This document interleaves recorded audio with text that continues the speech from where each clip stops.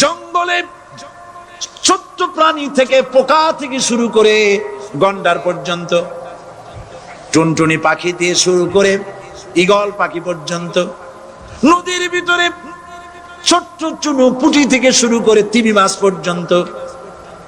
প্রাণী তত্ত্ববিদরা বলেছেন সমুদ্রের ভিতরে এমন এমন বড় বড় তিমি আছে যে একটা তিমির ওজন 5000 টন পর্যন্ত হয়ে যায়। 5000 টন তিমিটার ওজন। এর যখন বাচ্চা হয় তখন বাচ্চার দৈনিক দুধ লাগে 50 থেকে 60 মণ পর্যন্ত। কে ব্যবস্থা করে? রুহান মান ফেরেশতা। তো ওর মা যেমন বাচ্চা তো সেরকম হবে, ঠিক কিনা? কে দেয় খাবার?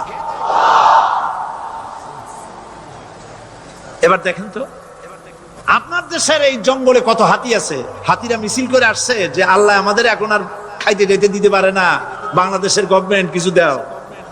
আসছে না, খাইয়া ক্ষুধার জ্বালায় হাতি মরেছে, বাঘ মরেছে, সিংহ মরেছে। এর কোন দৃষ্টান্ত আছে? ক্ষুধার জ্বালায় আকাশের উড়ন্ত পাখিরা ছটফট করে মারা গেছে, দৃষ্টান্ত আছে? নদীর মাছেরা ক্ষুধার জ্বালায় ভেসে উঠেছে, না খাইয়া মরে গেছে, দৃষ্টান্ত আছে?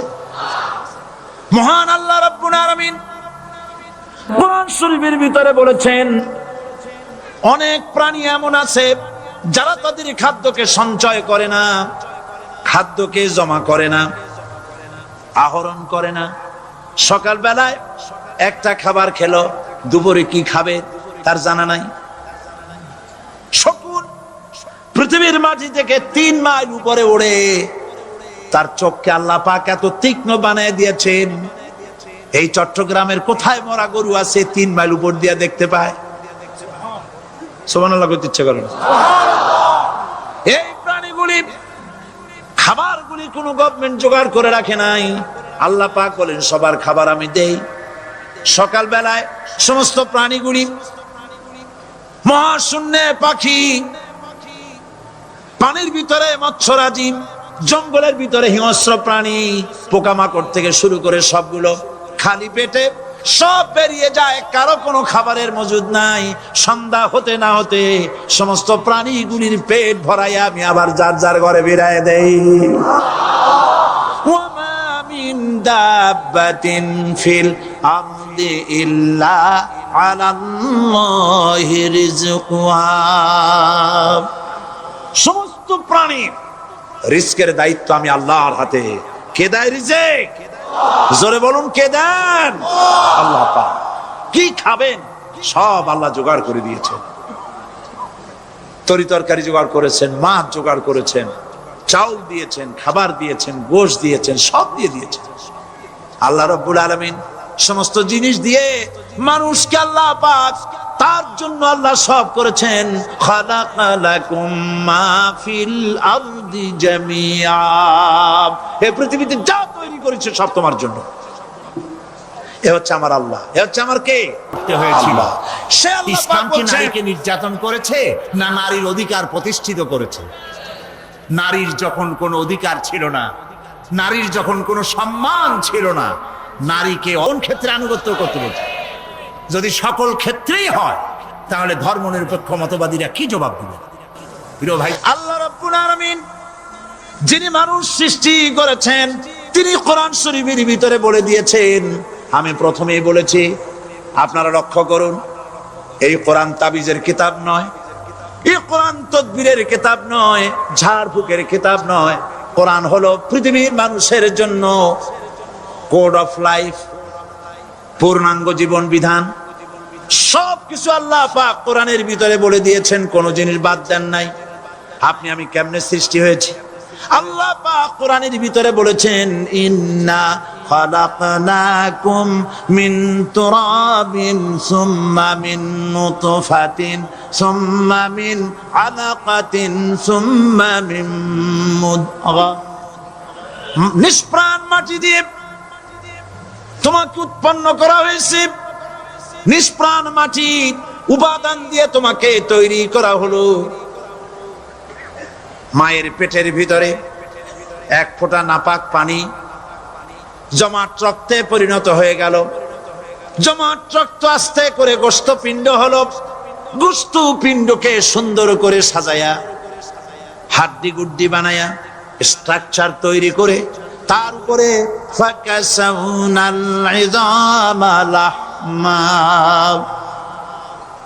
চামড়া দিয়ে গোস্ত দিয়া সাজায়া সুন্দর করে বানালাম। আল্লাহর পরিচয় শুনুন, আল্লাহ আমার কেমন আল্লাহ। মায়ের পেটের ভিতরে সন্তান বানায়া এরপরে যখন রূহ দেওয়া হয়েছে, ক্ষুধা লেগেছে, খাবারের প্রয়োজন হয়েছে, আল্লাহ রাব্বুল আলামিন ওই কচি বান্দা মায়ের পেটে বসে কি খাবে সেজন্য তার মা চিন্তা করে নাই, বাবা চিন্তা করে নাই, সরকার চিন্তা করে নাই। আল্লাহ রাব্বুল আলামিন মায়ের মাসিক অসুখকে বন্ধ করে দিয়ে সন্তানের নাভির সাথে আর মায়ের নাভির সাথে তার লাগায়া, পাইপ লাগায়া মায়ের মাসিক অসুখের রক্তগুলি দিয়ে সন্তানকে বড় বানালেন। মুখ দিয়া এই রক্ত পান করালেন না, মুখটাকে পবিত্র রেখে দিলেন যাতে করে পৃথিবীতে আসার পর ওই মুখ দিয়া আল্লাহ রাব্বুল আলামিনের জিকির করতে পারো। সন্তান মায়ের ভিতরে পেটের ভিতরে বড় হলো, আল্লাহ রাব্বুল আলামিন বলেন মাস দিন যখন পুরা হয়ে গেল, সুম্মা নুখরিজুকুম তিফলা, বাচ্চার আকারে পৃথিবীতে নিয়ে আসলাম। এখন খাবা কি? পৃথিবীতে যখন বাচ্চা এলো তখন তার পেটের সাথে যে সংযোগ ছিল মায়ের নাভির সাথে আর সন্তানের নাভির সাথে, সেই সংযোগ তার আর কি থাকলো? কি করা হলো? কেটে দেওয়া হলো। লক্ষ্য করুন, খাবারের জন্য একটি মাত্র পাইপ আল্লাহ লাগাইছিলেন, পৃথিবীতে সন্তান আসার সঙ্গে সঙ্গে পাইপটা কেটে দেওয়া হলো। এবার কি খাবে? আল্লাহ রাব্বুল আলামিন মায়ের বুক থেকে সন্তানের জন্য এবার সিঙ্গেল সিগন্যাল, তার জন্য সিঙ্গেল কোন লাইন যেটা ছিল কেটে দিয়া মায়ের বুক থেকে সন্তানের জন্য ডাবল লাইন আল্লাহ চালু করে দিলেন। এমন দুধ বানায় দিলেন যা শুধু খাবার নয়, শুধু ফুড ভ্যালু নয়, এই দুধের ভিতরে ক্যালসিয়াম, এর মধ্যে ভিটামিন, এর মধ্যে আয়রন, এর মধ্যে মেডিসিন। দুনিয়ার এই সন্তান ছিল ফি কারারিন মাকিন, সুরক্ষিত জায়গার ভিতরে ছিল, কোনো পলিউশন সেখানে যেতে পারতো না, রোগের জার্ম সেখানে যেতে পারতো না। দুনিয়ায় এলো দূষিত আবহাওয়ার ভিতরে, এই সন্তানকে এখনই অ্যান্টিবায়োটিক খাওয়ালে পরে অসুবিধা হবে। আল্লাহ রাব্বুল আলামিন মায়ের দুধের ভিতরে ঔষধ দিয়া রোগের প্রতিষেধক বানায়া দিলেন। এ হলো আমার আল্লাহ। এ আমার কে? আল্লাহ। জোরে বলেন আল্লাহ। আল্লাহ আল্লাহ রাব্বুল আলামিন মায়ের দুধ দিয়ে সন্তানকে বড় করলেন আর শোনায় দিলেন, খবরদার এই মায়ের সাথে, এই বাপের সাথে নাফরমানি করবি না। মা বাপের জন্য আমার কাছে দোয়া করবি, রব্বির হামহুমা কামা রাব্বায়ানি সগীরা। সবাই পড়েন আমার সাথে, রব্বির হামহুমা কামা রাব্বায়ানি সগীরা। আল্লাহ পাক শিখাই দিলেন বান্দারে আমার কাছে দোয়া করায়, আল্লাহ আমার মা বাপ আমাকে ছোটবেলায় যেভাবে স্নেহের কোলে লালন পালন করেছে, এইভাবে আমার মা বাপ তোমার রহমতের কোলে লালন পালন করো। মনে থাকবে ভাইরা? বলেন মনে থাকবে? প্রত্যেক নামাজের পরে মা বাবার জন্য দোয়া করবেন, বেঁচে থাকুক আর মরে যাক, দোয়া করবেনই। মনে থাকবে? রব্বির হামহুমা কামা রাব্বায়ানি সগীরা। আবার পড়েন, রব্বির হামহুমা কামা রাব্বায়ানি সগীরা। আল্লাহ পাক মায়ের মর্যাদা এত বাড়াইছেন, সাহাবী প্রশ্ন করেছে, ইয়া রাসূলুল্লাহ খেদমত করব কার? হুজুর বলেন তোমার মায়ের, তারপরে কার? তোমার মায়ের, তারপরে কার? তোমার মায়ের, তারপরে কার? তোমার পিতার। বাপের চাইতে মায়ের মর্যাদা আল্লাহ 3 গুণ বাড়াইয়া দিলেন, 3 গুণ বৃদ্ধি করে দিলেন। আমার ভাইয়েরা,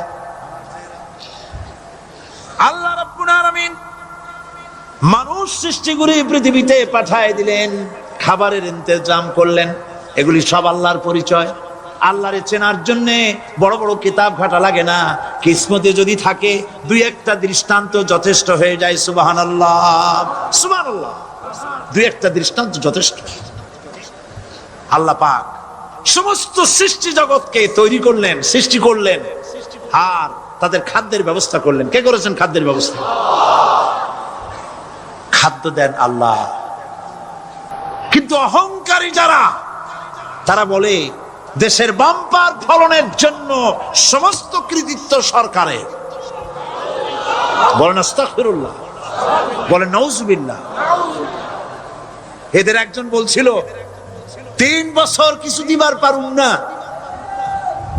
লোকেরা কয় আমরা না খাইয়ে থাকুম, আল্লাহ কয় আমিও দেহুম। কদ্দুর পারো না খাইয়ে থাকতে। ফসল কে দেন? জোরে বলেন কে দেন? বাম্পার ফসলের ফলনের দাবি সরকার করতে পারে না। এটা কুফরি, এটা শিরক। জমিনের ফসল কে দেন? আকাশের বৃষ্টি কার? পানি কার? সার কার? সব আল্লাহ পাক। আল্লাহ পাক কোরআন শরীফে বলেছেন, লা ইন শাকারতুম লাযীদান্নাকুম ওয়া লা ইন কাফারতুম ইন্না আযাবী লাশাদীদ। আমার নিয়ামতের শুকর যদি আদায় করো বাড়ায় দেব, আর যদি কৃতজ্ঞ হও, শুকরিয়া আদায় না করো, মস্ত বড় শাস্তি দেব। ফসল দেই আমি, আর শুকরিয়া আদায় করো তোমার বাজানে। ঠিক কিনা? শুকরিয়া আদায় করে কার? বাজানে। একটা লোকের, একটি মানুষের যেই প্রশংসা এই সরকার করলো, বিগত 4.5 বছর ধরে একটা মানুষের যত জিকির করলো, প্রশংসা করলো, ছবি টানাইলো, যদি এতটা জিকির, এতটা স্মরণ আল্লাহ রাব্বুল আলামিনের করত, ওদের জন্য আল্লাহর জান্নাতের দরজা খোলা হয়ে যেত। প্রশংসা করবে কার? চিল্লায় বলুন, আল্লাহ পাকের প্রশংসা করো। খেতে দেওয়ার মালিক তিনি। আল্লাহ পাক বলছেন আল্লাহকে, তার পরিচয় আল্লাহ তুলে ধরেছেন, ওয়ামা মিন দাব্বাতিন ফিল আরদি ইল্লা আলাল্লাহি রিজকুহা। এই পৃথিবীর ভিতরে এমন কোন বিচরণশীল জীব নাই যার রিস্কের দায়িত্ব আমি আল্লাহ গ্রহণ করি নাই। সুবহানাল্লাহ বলবেন না? রিস্কের দায়িত্ব কার হাতে? সে আল্লাহ পাক বলছেন, আল্লাহর পরিচয় তিনি স্রষ্টা, তিনি রিজিক দাতা। এবার আইনদাতা কে? আইনদাতা কে? আরো জোরে বলুন। আইনদাতা আল্লাহ হচ্ছে আল্লাহর পরিচয়। ইনিল হুকমু ইল্লা লিল্লাহ আলা লাহুল খালকু ওয়াল আমর। সৃষ্টি যার, আইন চলবে তার। আমার দেশে আল্লাহর আইন চলছে? আমাদের দেশের কল কারখানা, ক্ষেত খামার, অফিস আদালত আল্লাহর আইন অনুযায়ী চলে? চলে না। স্বরাষ্ট্রমন্ত্রী বলতেছেন সন্ত্রাসীদেরকে মাটির তলা থেকে খুঁজে বের করা হবে, কিন্তু নাকের উপর দিয়ে ব্রিফকেস চুরি হয়ে যায়, উনি তা ধরতে পারেন না। এই হলো আইন। অনাবরত খুন হচ্ছে, অনাবরত সন্ত্রাসী তৎপরতা চলছে, আর ওনারা বলছেন আগের থেকে এগুলি চলে আসছে, একজনের খুনের বিচার না হইলে এরকম খুন তো হইতেই থাকবে। তাহলে খুনকে, হত্যাকে, সন্ত্রাসকে সরকার জাস্টিফাইড করছেন। নাউজুবিল্লাহি মিন যালিক। এই জন্য আইন হতে হবে আল্লাহর। আইন হতে হবে কার?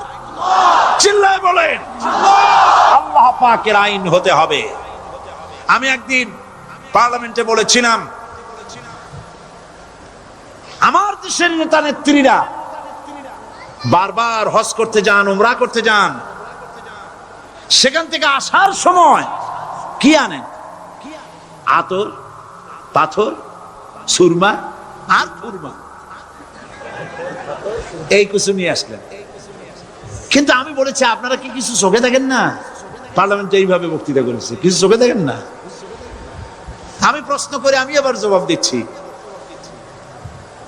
আপনারা যারা হজ করতে যান, উমরা করতে যান, হজের কথাই ধরি, এই হজ করতে যখন যান তখন মুজদালিফায় একটা রাত কাটাইতে হয়।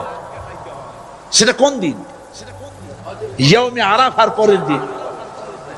এই মাঠে দালান কোঠা আছে, এখানে বেড়া আছে, শামিয়ানা আছে, পর্দা আছে, তাবু আছে, কিচ্ছু নাই।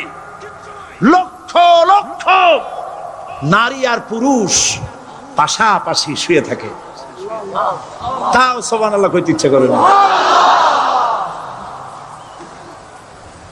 সারা রাত জনে জনে পুলিশ পাহারাদার নাই। কিরকম মেয়ে এলো, চাঁদের সৌন্দর্য হার মানায় দিতে পারে এরকম সুন্দরী, এরকম সুন্দরী নারী, সুদর্শন পুরুষ পাশাপাশি রাস্তার ধারে মরুভূমির ভিতরে সারা রাত কাটাচ্ছে। ইয়াউমে আরাফার পরের রাতটা একটা রাত পুরা। এভাবে চলতেছে বছরের পর বছর, শতাব্দীর পর শতাব্দী, সহস্রাব্দীর পরে সহস্রাব্দী। আমি প্রশ্ন করি, পৃথিবীর ইতিহাসে কেউ কি এমন কথা বলতে পেরেছে, লিখতে পেরেছে যে মুজদালিফার রাতে সেখান থেকে 10টা নারী হাইজ্যাক হয়েছে, 5টা নারী লাঞ্ছিত হয়েছে? বলতে পারবে? গভীর রাত্রে পুরুষ সঙ্গী ছাড়া সুন্দরী রমণী, যুবতী রমণী একাকিনী নিজের ঘর ছেড়ে আল্লাহর ঘরে তাওয়াফ করতে আসে। তাওয়াফ সেরে তাহাজ্জুদের নামাজ পড়ে আল্লাহর কাছে মোনাজাত করে একা একা হাজার হাজার লাখো পুরুষের ভিতর থেকে আপন ঘরে ফিরে যায়। কারো বাবার হিম্মত নাই একবার তাকায় তো রূপ উপভোগ করার জন্য, আবার তাকায়, অথবা তার আঁচল ধরে টান মারে। আছে ইতিহাস? কথা কন না কেন? সুন্দরী একটা মাইয়া মক্কা থেকে মদিনা থেকে পাওয়া যায় না, 15 দিন হয়ে গেছে। হয়েছে কখনো? এবার জবাব দেন, কেন হয় না? কেন হয় না? আমার দেশের মেয়েরা রাস্তা দিয়ে হাঁটতে পারে না। হাই স্কুল মেয়েদের, হাই স্কুল মেয়েদের কলেজ যখন ছুটি হয়, তথাকথিত সোনার ছেলেরা গেটের সামনে এতিমের মতো কাড়ায় থাকে। অনবরত হাইজ্যাক হচ্ছে, ধর্ষণের সেঞ্চুরি হচ্ছে। আর ওখানে হয় না কেন? ওখানে হয় না এই কারণে, এই কোরআনের আইন আল্লাহ রাব্বুল আলামিন যে আইন দিয়েছেন, ওখানে আইন বলবৎ আছে। আছে নাকি? আছে কিনা? কোন পুরুষ কোন নারীকে ধর্ষণ করেছে যদি প্রমাণিত হয়, সে যদি ফাহাদের ছেলে হয় আর ফাহাদের মেয়ে হয়, কোরআনের শাস্তি হলো পাথর মেরে উড়াইয়া দাও। জেনাকারের পাথর মেরে দেওয়া, পাথর মেরে উড়িয়ে দেওয়ার শাস্তি। যদি চোখে কেউ দেখে জেনা করার পুলক, আর জাগবে? এটা নাম আল্লাহর আইন। এই আইন কার? এই আইন কার? এই আইন, এই আইন যতদিন পর্যন্ত বাংলার মানুষের, মুসলমানদের উপরে কার্যকরী না হচ্ছে, এই দেশে কার্যকরী না হবে, ততদিন পর্যন্ত হত্যা, ধর্ষণ, খুন বন্ধ হবে না। বন্ধ হবে। সুতরাং এই আইন হচ্ছে কার? আরো জোরে বলে, আল্লাহ রাব্বুল আলামিন। মহান আল্লাহ রাব্বুল আলামিনের এই আইন অনুযায়ী যদি দেশ চলে, মানুষ শান্তি পাবে, চুরি বন্ধ হবে, ডাকাতি বন্ধ হবে, জেনা বন্ধ হবে, হত্যা ধর্ষণ বন্ধ হয়ে যাবে। নবীজি এমন একটি আইন চালু করে দিয়ে, কোরআনের বিধান চালু করে দিয়ে এমন একটা সমাজ চালু করেছিলেন, যেই সমাজ সম্পর্কে হুজুর নিজে বলেছেন, খায়রুল কুরুনে কারনি, সর্বশ্রেষ্ঠ যুগ হলো কার যুগ? আমার যুগ। সুবহানাল্লাহ বলে। রাসূলের যুগ হলো সর্বশ্রেষ্ঠ যুগ। সেই কোরআন, সেই হাদিস আজও আছে না নাই? বলেন জোরে, আজও আছে না নাই? সেই কোরআন এবং সুন্নাহ দিয়ে দেশ শাসন হোক, এটা কি আমরা চাই? কারা কারা চাই? দু হাত উঁচু করে দেখাও।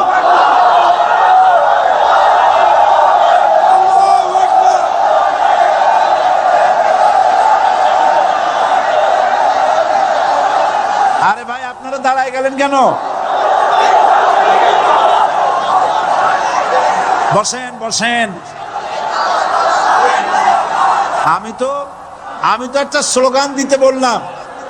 হাত দেখতে চাইছি আমি, মাথা দেখতে চাই নাই। এই সুযোগে কোমরটা সোজা করে নিলেন। আচ্ছা বসেন, আর মোহব্বতের সাথে জিকির করেন লা ইলাহা ইল্লাল্লাহ, লা ইলাহা ইল্লাল্লাহ, লা ইলাহা ইল্লাল্লাহ, লা ইলাহা ইল্লাল্লাহ, লা ইলাহা ইল্লাল্লাহ, লা ইলাহা ইল্লাল্লাহ।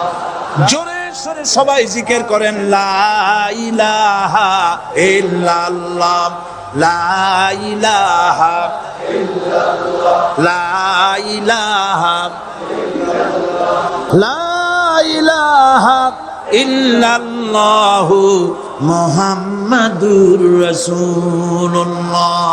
বসুন, আমরা মুনাজাত করব। আল্লাহ রাব্বুল আলামিন আয়াতুল কুরসির ভিতরে আল্লাহর সার্বভৌমত্বের কথা বলেছেন। আল্লাহু লা ইলাহা ইল্লা হুয়াল হাইয়ুল কাইয়্যুম। পড়েন আমার সাথে সবাই, আল্লাহু লা ইলাহা ইল্লা হুয়াল হাইয়ুল কাইয়্যুম। আল্লাহ হচ্ছেন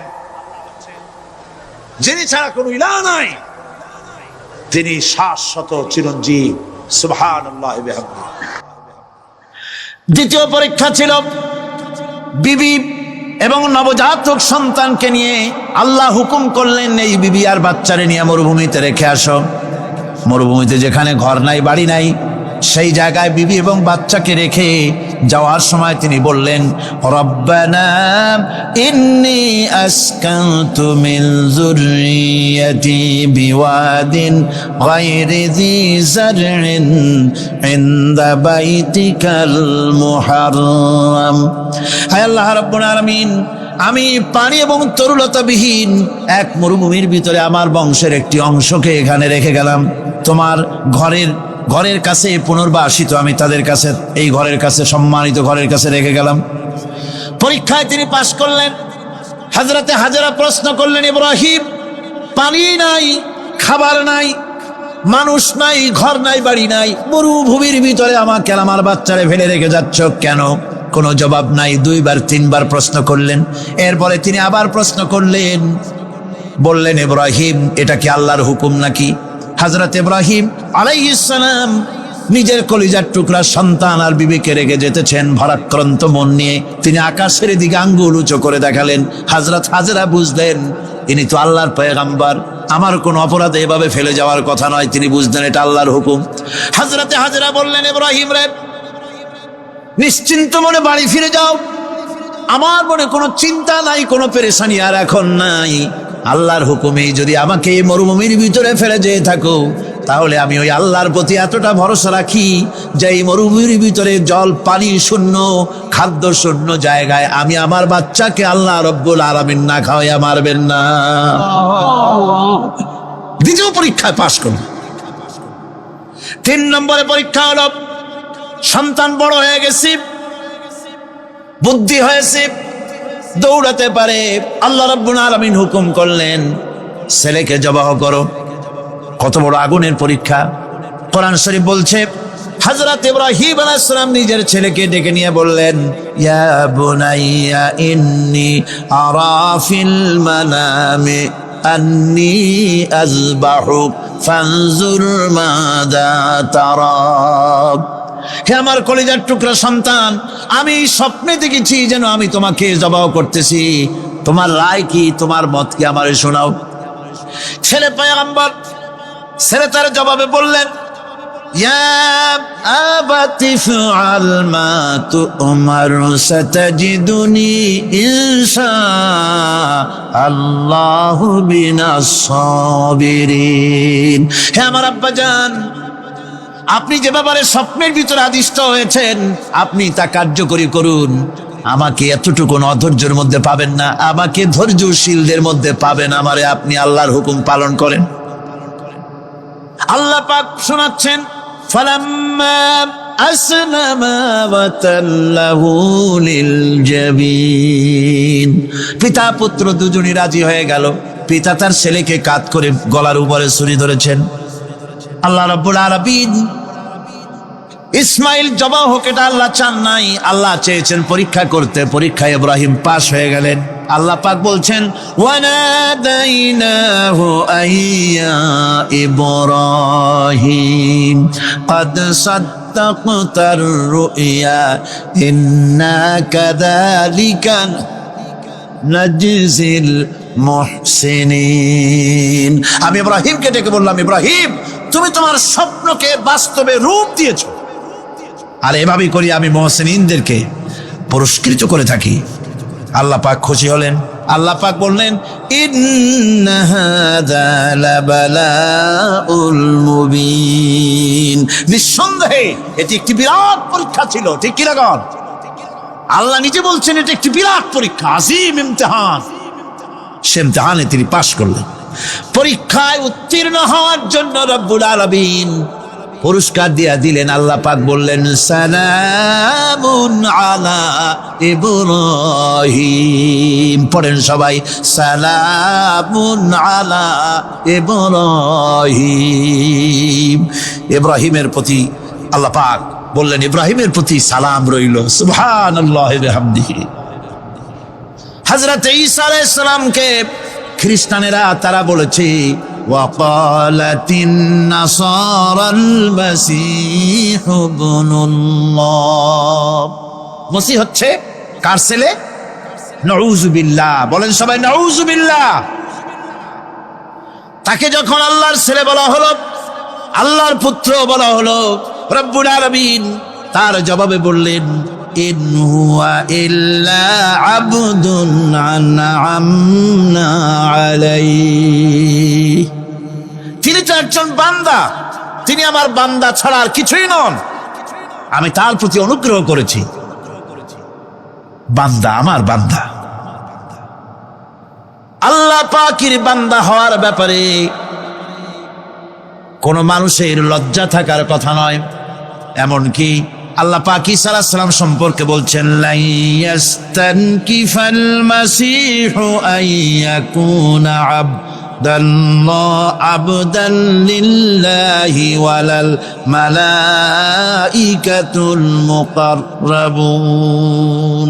মসিহ আল্লাহর বান্দা, তাতে কখনো বিন্দুমাত্র লজ্জা তিনি পোষণ করেন নাই যে আমি আল্লাহর বান্দা, আল্লাহর গোলাম। এটা একটা কথা হইল? এরকম লজ্জা তিনি পোষণ করেনি। এমনকি তার নিকটবর্তী ফেরেশতা যারা, তারাও আল্লাহর বান্দা, গোলাম হওয়ার জন্য তাদের ভিতরে কোনো লজ্জা নাই। যারা নাকি আল্লাহর গোলাম, এই ব্যাপারে যাদের মধ্যে লজ্জার সৃষ্টি হয়, আল্লাহর গোলাম এটা কেমন কথা, বান্দা হওয়াটা কেমন কথা। যারা গোলামীকে অস্বীকার করে তাদের সম্পর্কে আল্লাহ পাক বলছেন, ওয়া মাইয়াস্তানকিফ আন ইবাদাতিহি ওয়া ইস্তাকবির ফাসায়াহশুরুহুম ইলাইহি জামিআ। কেউ যদি আল্লাহর বন্দেগী করার ব্যাপারে লজ্জা পোষণ করে, যদি লজ্জার কারণ মনে করে, অহংকার করে, গৌরব করে, তাহলে তারা পালাবে কোথায়, যাবে কোথায়? আমি কিয়ামতের দিন সবগুলিকে এক জায়গায় করে ফেলবো। সুতরাং আল্লাহ পাকের গোলামিতে আল্লাহ যে বান্দা বলে যখন ডাকেন, লজ্জার কোনো কারণ নাই। অহংকার যে করবে সে নিজেকে ধ্বংস করবে। আল্লাহ পাক সব নবীদেরকে নিজের বান্দা বলেছেন। নবীরা কি? আল্লাহ পাকের বান্দা। হযরত ইউসুফ আলাইহিস সালাম সম্পর্কে আল্লাহ পাক বলছেন, কাযালিকা লিনাসরিফা আনহু আস-সুআ ওয়াল ফাহশা ইন্নাহু মিন ইবাদিনাল মুখলাসিন। এরূপই ঘটলো যাতে আমি ইউসুফ আলাইহিস সালামকে, আমার বান্দা, তাকে আমি নির্লজ্জতা ইত্যাদি থেকে আমি রক্ষা করেছি। নিশ্চয়ই হযরত ইউসুফ ছিল আল্লাহ পাকের বান্দা, আল্লাহ পাকের আব্দ। রাসূল করিম সাল্লাল্লাহু আলাইহি ওয়াসাল্লাম তিনি হচ্ছেন সর্বশ্রেষ্ঠ আল্লাহর পয়গম্বর। তার থেকে শ্রেষ্ঠ নবী আর কি কেউ আছে? জোরে বলেন আছে? তার থেকে মাহবুব, তার থেকে শ্রেষ্ঠ আল্লাহর কাছে আর কেউ নেই। সেই নবীকে আল্লাহ রাব্বুল আলামিন কোরআনে কারীমের ভিতরে তাকে আব বলেছেন। কি বলেছেন? অনেকগুলি আয়াত আছে যে আয়াতের ভিতরে আল্লাহ পাক তার নাম নেন নাই, নবী বলেন নাই, রাসূল বলেন নাই, শুধু বলেছেন আব। যেমন ফাআওহা ইলা আবদিহি মা আওহা, অতঃপর তার বান্দার নিকট যা ওহী করার ছিল তা তিনি করলেন। সেই বান্দাকে মুহাম্মদ সাল্লাল্লাহু আলাইহি ওয়াসাল্লাম। অন্য আয়াতে আল্লাহ পাক বলছেন وأنه لما قام عبد الله يدعوه كادوا يكونون عليه لبدا। আর এই আল্লাহর বান্দা যখন নামাজ পড়তে দাঁড়িয়ে গেল, আল্লাহকে ডাকার জন্য যখন দাঁড়ালো, তখন লোকেরা তার উপরে ঝাঁপিয়ে পড়লো। ঝাঁপিয়ে পড়ার জন্য প্রস্তুতি গ্রহণ করলো। এখানে আব বলা হয়েছে কাকে? মুহাম্মদ সাল্লাল্লাহু আলাইহি সাল্লামকে। এভাবে করে অন্য এক আয়াতে আল্লাহ পাক তার হাবিবকে আব বলছেন, বান্দা বলতেছেন ইন কুনতুম ফি রাইবিম মিম্মা নাযালনা আলা আবদিনা, আমার বান্দার উপরে যে কিতাব নাজিল করেছি তাতে যদি তোমাদের কোনো সন্দেহ হয়। এই যে আমার বান্দার উপরে, ওই বান্দা কে বলেন সবাই? মুহাম্মদ রাসূলুল্লাহ সাল্লাল্লাহু আলাইহি ওয়াসাল্লাম।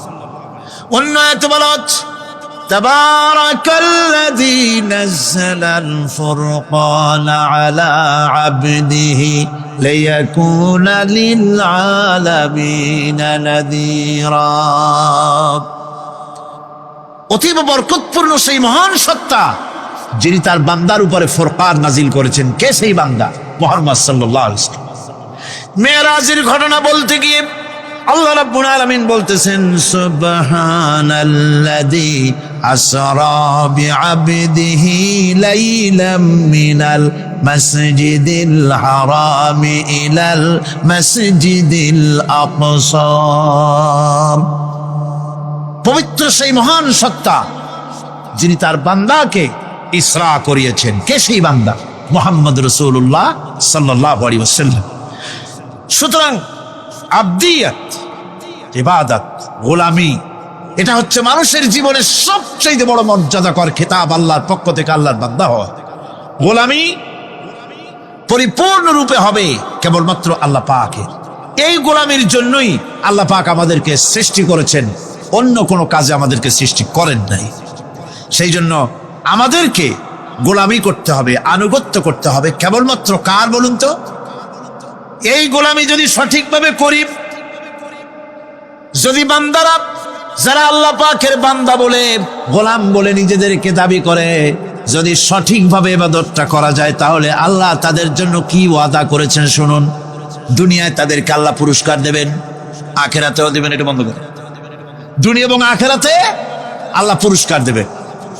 সে পুরস্কারটা কি? দুনিয়ার পুরস্কারটা আগে শোনেন। আল্লাহ পাক বলেন যারা আমার ইবাদত করবে তাদের ব্যাপারে আমার ওয়াদা শোনো। ওয়াদাল্লাহুল্লাযীনা আমানু ওয়া আমিলুস সালিহাতি লায়াস্তাখলিফান্নাহুম ফিল আরদি কামাস্তাখলাফাল্লাযীনা মিন ক্বাবলিহিম। তোমাদের মধ্যে যারা ঈমান এনেছে এবং সৎ কাজ করেছে, আল্লাহ রাব্বুল আলামিন তাদের ব্যাপারে আল্লাহর ওয়াদা হচ্ছে, আল্লাহর প্রতিজ্ঞা হচ্ছে, আল্লাহ ওয়াদা করতেছেন তাদেরকে জমিনের উপরে প্রতিষ্ঠিত করবেন। যেমন করে তোমাদের পূর্বপুরুষদেরকে প্রতিষ্ঠিত করা হয়েছিল, ওইভাবে তোমাদেরকে প্রতিষ্ঠিত করা হবে। সুবহানাল্লাহ। প্রতিষ্ঠিত করা হবে মানে রাষ্ট্র ক্ষমতা দেওয়া হবে। কি দেওয়া হবে? যদি গোলাম হও। যদি কি হও? গোলাম। আল্লাহ পাক বলছেন শুধু তাই নয়, আমি আমার দিনকে যারা প্রতিষ্ঠা করবে, আমার গোলামেরা যদি, আমার বান্দারা সঠিকভাবে যদি আমার গোলামি করে, ঈমান আনে, আমলে সালেহ করে, নেক কাজ করে, আমি তাদেরকে রাষ্ট্র প্রতিষ্ঠার সুযোগ করে দেব। আর তাদের জন্য ভীতির পরিবর্তে, সন্ত্রাসের পরিবর্তে শান্তি কায়েম করে দেব। সুবহানাল্লাহ। وَلَيُمَكِّنَنَّ لَهُمْ دِينَهُمُ الَّذِي ارْتَضَىٰ لَهُمْ وَلَيُبَدِّلَنَّهُم مِّنْ خَوْفِهِمْ أَمْنًا। তাদের দিনকে তারা নিজেদের জন্য যা পছন্দ করেছে অবশ্যই তিনি তা কায়েম করে দিবেন, এবং সন্ত্রাস আর ভীতির পরিবর্তে আল্লাহ নিরাপত্তা দান করবেন। জোরে কোন সুবহানাল্লাহ। সন্ত্রাস বন্ধ হবে, চুরি ডাকাতি জেনা ব্যভিচার সব বন্ধ হয়ে যাবে। তোমরা ক্ষমতায় থাকবে, তোমরা ডমিনেটেড হবে না, তোমরা ডমিনেট করবে, গোটা পৃথিবীকে শাসন করবে, শাসিত তোমরা হবে না। আর ভীতির পরিবর্তে নিরাপত্তা তোমরা লাভ করবে। কি করলে? ইয়াবুদুনানি লা ইউশরিকুনা বি শাইআ। সুতরাং তারা যেন আমার ইবাদত করে এবং আমার সঙ্গে যেন কাউকে শরীক না করে। আল্লাহ বলছেন তোমরা যদি আমার সাথে শরীক না করো, ইবাদতের মধ্যে কাউকে যদি শরীক স্থাপন না করো, আর যদি তোমরা আমার ইবাদতটা সলিড ভাবে আমার জন্যই করো, তাহলে রাষ্ট্র ক্ষমতা তোমাদের হাতে আসবে, সন্ত্রাস নির্মূল হবে, শান্তি প্রতিষ্ঠিত হবে। এই হচ্ছে দুনিয়ার পুরস্কার। এটা কিসের পুরস্কার? আর আখিরাতের পুরস্কারের কথা বলা হচ্ছে। وَمَن يُطِعِ اللَّهَ وَرَسُولَهُ وَيَخْشَ اللَّهَ وَيَتَّقِهِ فَأُولَئِكَ هُمُ الْفَائِزُونَ। যে ব্যক্তি আল্লাহ এবং রাসূলের আনুগত্য করেছে, আল্লাহকে ভয় করে চলেছে, তার গজব থেকে বেঁচে রয়েছে, সেই হচ্ছে সফল কাম। সফল কাম মানে কি? কিয়ামতের দিন আল্লাহ পাক তাদেরকে জান্নাত দান করবেন। আল্লাহ পাক তাদেরকে কিয়ামতে কি দিবেন? জান্নাত দিবেন, চিরস্থায়ী শান্তির জায়গা, সেই জান্নাত লাভ করা যাবে। আজ ইবাদতের এই যে গুরুত্বপূর্ণ ইবাদত, এই ইবাদতের ভুল অর্থ সমাজের ভিতরে ছড়িয়ে আছে। সাধারণ মানুষও ভুল করেছে, অসাধারণ মানুষেরাও ইবাদতের ভুল অর্থ করে ভুলের মধ্যে নিমজ্জিত আছে বিরাট সংখ্যক লোকেরা। সাধারণ মুসলমানেরা তারা যে ভুলটা করলো ইবাদতের অর্থ করতে গিয়ে, সেটা হলো এই, সাধারণ লোকেরা মনে করলো কয়েকটা অনুষ্ঠানের নাম হচ্ছে ইবাদত, নামাজ, রোজা, হজ, যাকাত, সাদকা, ফিতরা, এর নাম হলো ইবাদত। অনুষ্ঠান শেষে তারা নিজেদেরকে স্বাধীন মনে করলো। তারা আল্লাহ পাকের প্রত্যেকটি আইনের ধারাকে লঙ্ঘন করলো। বছরে একবার রোজা রেখে, বছরে 1 মাস রোজা রেখে মনে করলে ইবাদত শেষ। 5 ওয়াক্ত নামাজ পড়ে মনে করলে ইবাদত শেষ। আমি প্রশ্ন করি, 5 ওয়াক্ত নামাজের নামই যদি হয় ইবাদত,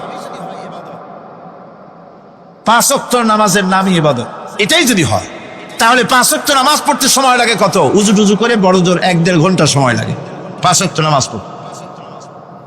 তো এর নাম যদি হয় ইবাদত, তার অর্থ কি দাঁড়াবে?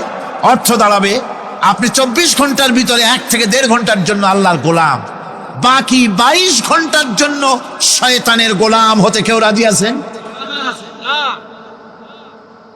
রোজার নামই যদি হয় শুধু ইবাদত, তাহলে তার অর্থ দাঁড়াবে বছরের ভিতরে 1টা মাসের জন্য আপনি আল্লাহর গোলাম, আর 11 মাসের জন্য শয়তানের গোলাম হতে কেউ রাজি আছেন? তাহলে বিষয়টা কি? বিষয়টা হচ্ছে নামাজ, রোজা, হজ, যাকাতি শুধুমাত্র ইবাদত নয়, আনুষ্ঠানিক ইবাদত তো বটেই, কম্পালসারি ইবাদত তো বটেই, কিন্তু শুধুমাত্র নামাজ, রোজা, হজ, যাকাত ইবাদত শুধুমাত্র নয়, এগুলি হচ্ছে ইবাদতের পার্ট, ইবাদতের অংশ। বরং জীবনের সব ক্ষেত্রে আল্লাহর হুকুমকে মানার নামই হচ্ছে, ভাই আমার,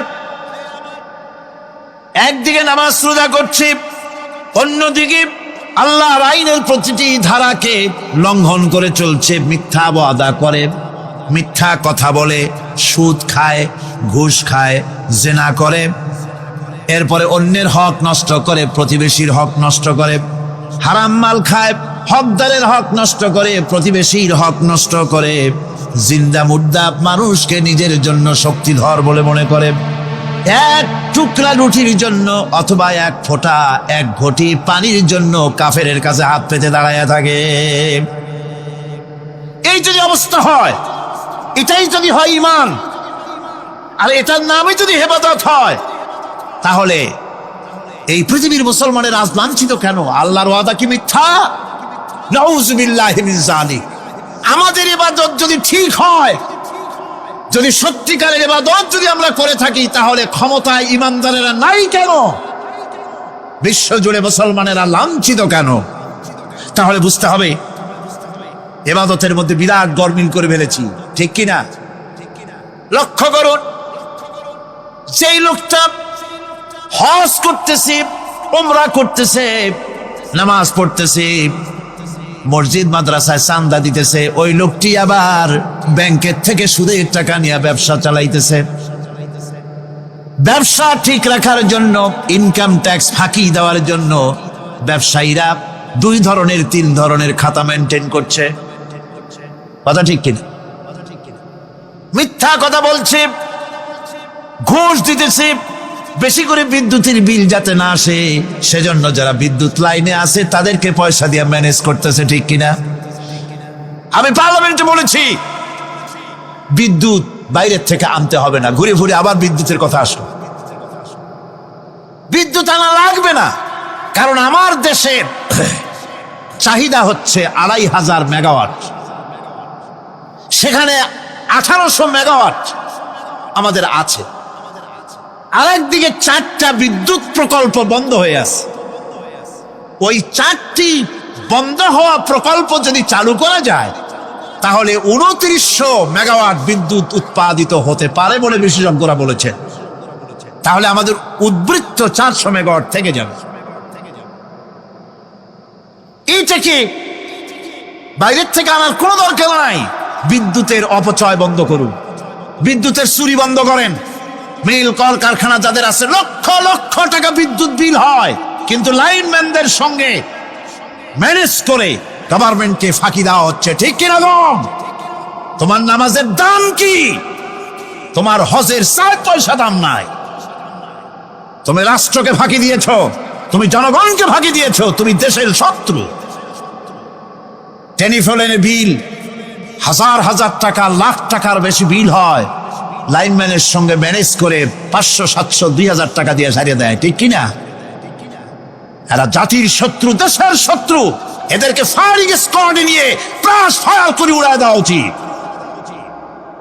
এরা দেশের দুশ্মন। আজ সিস্টেম লসের নাম দিয়া বিদ্যুৎ চুরির আরেক ব্যবস্থা করা হয়েছে। সিস্টেম লস করে ওনারা নিজেরা, আর এর ভোগান্তি জনগণকে করতে হয়। কসাইয়ের মতো ছুরি দিয়া জবাও করে জনগণের কাছ থেকে সিস্টেম লসের চার্জ আদায় করা হয়। আমি পার্লামেন্টে বলেছি, মাননীয় স্পিকার, সিস্টেম লস এই নামটা উঠায় দেন, এই প্রথা বন্ধ করে দিন। বিদ্যুৎ ধার করা লাগবে না, আল্লাহ আমাদের দেশে যথেষ্ট দিছে, কোনো জিনিসের অভাব নাই। এখানে গ্যাস আছে, তেল আছে, বিদ্যুৎ আছে, পাট আছে, চা আছে, নাই কি? অন্তত 8.5 কোটি টাকার কাগজ গুদামের মধ্যে বন্দী হয়ে আছে। ভারতকে ক্ষতি করার জন্য সে দেশ থেকে কাগজ এনে খবরের কাগজ ছাপানো হচ্ছে, আর 8.5 কোটি টাকার কাগজ নষ্ট হয়ে যাচ্ছে, আমার দেশের কাগজ। সুতরাং বলতেছিলাম একথাই বলতেছিলাম যে ঈমান আল্লাহর গোলাম হতে হলে ভুল করে বসেছি ইবাদতের অর্থ করতে। শুধু নামাজ, রোজা, হজ, যাকাত, মাজারে কিছু চান্দা দেওয়া, আগরবাতি, মোমবাতি, চাদর একটা দিয়া, পীর সাহেবরে 10,000 টাকা চান্দা দিয়া, মোছে তেল মাইখা দাঁত বাইর করে হাসেন। বেহেশতে তো গেছি, আর দেরি কথা। বেহেশত তুমি যাবা, এত সহজ? দেশকে ফাঁকি দিছো, দেশকে ফাঁকি দিয়েছ, জনগণকে ফাঁকি দিয়েছ, নিজের মেয়েকে ফাঁকি দিয়েছে। বিবাহের সময় টাকা পয়সা দিয়া বিবাহ টিবাহ করায় দিল। ব্যবসা, ধানি সম্পত্তি, বাড়ির সম্পত্তি সব ছেলেদেরকে দিয়ে দিল, মেয়েটারে ফাঁকি দিয়ে দিল। দেয় না এরকম? ফুপুকে ফাঁকি দিল, বোনকে ফাঁকি দিল। এরপরে মোনাজাত করে সবে বরাতে, আল্লাহ আমারে বেহেশত দিও। ফেরেশতারা কয়, মর তুই আগে, বেহেশত তোরে কেমনে দেয় ভালো করে দেখায় দেব। বেটা তুই যাবি বেহেশতে? এত সোজা? ওটা মামু বাড়ির বারান্দা নাকি? এত সহজ নয়। সুতরাং সাধারণ মানুষ মারাত্মক ভুল করেছে এখানে। নামাজ, রোজা, হজ, যাকাত ইবাদত, আর কিছু কি ইবাদত মনে করে নাই? আপনার চাকরি আপনার ইবাদত, চাকরিতে ফাঁকি দেওয়া যাবে না। আপনি সুস্থ মানুষ, মেডিকেল লিভ নিয়ে ওয়াজ মাহফিল অথবা কোনো ইজতেমায় যাওয়া যাবে না, কোনো চেল্লা দিতে যাওয়া যাবে না। মেডিকেল লিভ নিয়ে আপনি সুস্থ মানুষ, কেন আপনি মেডিকেল লিভ নিচ্ছেন? আপনি ফাঁকি দিতে পারবেন না। সরকারি চাকরি করেন, মিল কলকারখানায় চাকরি করেন, ফরজ নামাজ পড়েছেন ভালো কথা, সুন্নত পড়েছেন ভালো কথা, নফল পড়বেন না। জোহরের নফল পড়া বাদ দিন। যদি আপনি চাকরিজীবী হন, চাকরি করেন, ওটাই ইবাদত। এর নাম ইসলাম, এর নাম ইসলাম। গভর্নমেন্ট যে বেতন দেয় সেই বেতনের উপরে সন্তুষ্ট থাকুন, ঘুষ খাইয়েন না। যদি বেশি বেতন লাগে গভর্নমেন্টের কাছে দাবি জানান যে আমাদের বেতন বাড়ায় দাও। ঘুষ খাবেন কেন? হারাম। জোরে কোন এটা কি? এই ঘুষের টাকা মাজারে দিয়া, পীরেরে দিয়া আল্লাহরে খুশি করবেন, এত সহজ না, এত সহজ না। সেই জন্য আমি সব ভাইদের খেদমতে আরজ করব, ইবাদত হচ্ছে জীবনের সব ক্ষেত্রে গোলামি, সকল ক্ষেত্রে গোলামি। চাকরিতে, অফিসে, আদালতে, কলকারখানায়, ক্ষেত খামারে, পার্লামেন্টে, সেক্রেটারিয়েটে, সেনানিবাসে, স্কুলে, কলেজে, বিশ্ববিদ্যালয়, সর্বত্র গোলামি কার? আল্লাহ পাকের। রিজকে হালাল করতে হবে, উপার্জনকে হালাল করতে হবে, সত্যিকারের আল্লাহর গোলাম হতে হবে। এক্ষেত্রে ইবাদতের অসাধারণ ব্যক্তি যারা, তারাও এক শ্রেণীর অসাধারণ ব্যক্তিরাও ভুল করে বসছেন। তারা যে ভুলটা করলেন ওটা হচ্ছে তারা তাসবিহ, জায়নামাজ, খানকাহ, হুজরাখানা এর ভেতরে বসে জিকির আজগার করাটা কি জীবনের জন্য আল্লাহর ইবাদত মনে করে নিলেন। আল্লাহর বান্দারা যখন অনাচার ব্যভিচারে লিপ্ত, আল্লাহর আইনের পরিবর্তে যখন মানুষের তৈরি করা আইন চলছে, চেচনিয়া, বসনিয়া যখন মানুষদেরকে জবাও করা হচ্ছে, বসনিয়ার মুসলমান সন্তানদেরকে যখন জবাও করা হয়, কাশ্মীরের স্বাধীনতাকামী মুসলমানদের অধিকার হরণের জন্য তাদের উপরে যখন বন্য হায়নার মতো, পশুর মতো যখন ভারতীয় শত্রু সৈন্যরা যখন হামলা চালায়, সোমালিয়ার মানুষগুলি যখন না খেয়ে তাদের হাড়, পাঁজরার হাড়গুলি যখন বেরিয়ে যায়, তখনও যদি আপনি খানকার ভেতরে থেকে তসবিহ পড়েন আর তাহাজ্জুদের নামাজ পড়ে কপালে দাগ লাগান, এই অন্যায়ের বিরুদ্ধে যদি সোচ্চার না হন, আপনার এই তসবির কোনো দাম নাই। আপনাকে সোচ্চার হতে হবে, আপনাকে অন্যায়ের বিরুদ্ধে খাড়া হতে হবে। একদিকে তাহাজ্জুদের নামাজ তো পড়বেনই, জিকির তো করবেনই, কোন সন্দেহ নাই। আর একদিকে সিংহের মতো অন্যায়ের বিরুদ্ধে গর্জে উঠতে হবে। তাতে যদি প্রয়োজন হয় মুজাদ্দেদ আল ফেসানির মতো কারারুদ্ধ হন না কেন, সেটাই কিসমত, সেটাই তাকদীর। হক কথা বলতে হবে। এই জন্য আমার বারবার মনে পড়ে আজকের এক শ্রেণীর লোক আমাদের দেশে এক শ্রেণীর লোক বাইরের থেকেও আসে, বিদেশ থেকেও আসে, নামের আগে আওলাদে রসুল লাগান। ফেদায়ে রসুল, মুজাহিদে মিল্লাত, আওলাদে রসুল। আজীব, তুমি আওলাদে রসুল? আওলাদে রসুল যদি হবে তাহলে তুমি যে দেশের মানুষ, সেই দেশে মুসলমানদের যখন জবাও করা হয়, পার্লামেন্টে কথা বলে বেরিয়ে আসো না কেন? তোমার জেল হয় না কেন? কংগ্রেসের সেন্ট্রাল বডির সদস্য হয়ে আওলাদে রসুল লাগাইয়া বাংলাদেশের রাজনীতিতে নাক গলাতে দেওয়া হবে না। এরা কংগ্রেসের পা চাটা গোলাম। এদেরকে চিনতে হবে, যারা আমার দেশে এসে মুসলমানদের মধ্যে বিভেদ সৃষ্টি করতে চায়। আমার মুসলমান ভাইয়েরা, সুতরাং আজকে আমাদেরকে বুঝতে হবে, নামের আগের 14 হাত লম্বা বিশেষণ দেখে ভুললে চলবে না। কথা মনে থাকবে, এরা কংগ্রেসের গোলাম। বাবরি মসজিদ যখন ভেঙে ফেলা হলো, তখন তো কোন আওলাদে রসুলের নাম তো শুনি নেই। তখন তো নামটা শুনছি ওই বুখারী বেটার, বাপের বেটা ইমাম বুখারী। তিনি বলেছেন, আমি ভারতের দিল্লির জুমা মসজিদের ইমাম শুধু নই, আমি ভারতের 18 কোটি মুসলমানের ইমাম। বাবরি মসজিদকে গড়ে দিতে হবে। কোরআন শরীফের বিরুদ্ধে যখন কলকাতা হাইকোর্টে কেস করা হয়েছিল কোরআনকে ব্যান করার জন্য, সেদিন তো কোনো আওলাদ রাসূলের নাম শুনি নাই। সেদিন তো ওই বুখারী বেটাই বলেছেন, ভারতের হাইকোর্ট থেকে কোন জাজ, কোন বিচারক যদি কোরআন শরীফ ব্যান করা হলে বলে এই কথাটি উচ্চারণ করে, তাহলে আমি তাকে পায়ের তলে পাড়িয়ে ধরে বাম হাত দিয়ে তার জিহ্বাটা টেনে ছিঁড়ে ফেলে দেব।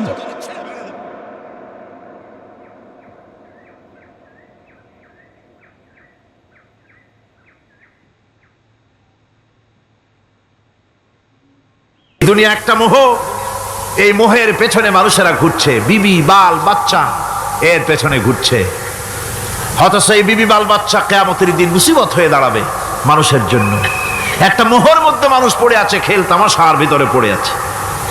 আল্লাহ পাক বলছেন, কুল মাতাউদ দুনিয়া কালিলুন ওয়াল আখিরাতু খায়রুল লিমান ইত্তাকা। বলো, দুনিয়ার সমস্ত সম্পদ খুবই নগণ্য, আর যে ব্যক্তি পরকালকে বিশ্বাস করে, পরকালের কামনা করে, সেই খোদাভীরু লোকদের জন্য পরকাল হচ্ছে প্রকৃত আবাসস্থল। সেই জায়গাটাই হলো আসল জায়গা। ওই জায়গার জন্য কিছু তৈরি করতে হবে। কোরআনে কারিমে রব্বুল আলামিন বলছেন, আরাদিতুম বিল হায়াতিদ দুনিয়া মিনাল আখিরাহ ফামা মাতাউদ দুনিয়া ফিল আখিরাতি ইল্লা কালিল। তোমরা কি পরকালের জীবনের বিনিময় এই দুনিয়ার জীবনটাই বেশি পরিতুষ্ট হয়েছো? অথচ দুনিয়ার জীবনের সুখ সম্পদ তো পরকালের তুলনায় খুবই নগণ্য। পরকালের সুখ অনেক বেশি, পরকালের দুঃখটা অনেক বেশি, সুখটাও অনেক বেশি। পরকালটা স্থায়ী, সুতরাং দুনিয়ার মোহে না পড়ে পরকালের জন্য জীবনটাকে পরকাল ভিত্তিক জীবন তৈরি করো। আল্লাহ পাক বলছেন, ফাম্মা মান তাগা ওয়া আসারাল হায়াতাদ দুনিয়া ফাইন্নাল জাহিমা হিয়াল মাওয়া। অতঃপর যে ব্যক্তি বিদ্রোহ করেছে এবং দুনিয়ার জীবনকে অগ্রাধিকার দিয়েছে, তার জায়গা হচ্ছে জাহান্নাম। জোরে বলেন নাউজুবিল্লাহ। যে ব্যক্তি আল্লাহর সঙ্গে বিদ্রোহ করেছে আর পরকালের জন্য পাথর জোগাড় করে নাই, দুনিয়াকে অগ্রাধিকার দিল, পরকালকে ভুলে গেল, তার জায়গা হলো জাহান্নাম। ওয়া আম্মা মান খাফা মাকামা রাব্বিহি ওয়া নাহান নাফসা আনিল হাওয়া ফাইন্নাল জান্নাতা হিয়াল মাওয়া। আর যে ব্যক্তি আপন প্রভুর সামনে উপস্থিত হওয়াকে ভয় করেছে এবং আপন প্রবৃত্তিকে লালসা মুক্ত করেছে, লালসার হাত থেকে রক্ষা করেছে, আল্লাহ রব্বুল আলামিন কিয়ামতের দিন তার জন্য রেখে দিয়েছেন জান্নাত। তার জন্য কোন জায়গা? জান্নাত। আমাদেরকে পরকাল ভিত্তিক জীবন যাপন যদি করি, তাহলে কবরের জবাবগুলি খুব আসান হবে। আর যদি পরকাল ভিত্তিক জীবন যাপন না হয়, কবরটা মুসিবত হয়ে যাবে। হযরত ওসমান রাদিয়াল্লাহু তাআলা আনহু কবরের কাছে গিয়ে খুব কাঁদতেন। সাহাবায়ে কেরাম প্রশ্ন করেছেন, হুজুর, রাসূল করিম সাল্লাল্লাহু আলাইহি সাল্লাম যখন জান্নাত ও জাহান্নামের ওয়াজ করেন, তখনও তো এত বেশি আপনি কাঁদেন না, যত বেশি কাঁদেন কবরের কাছে এসে, কারণ কি?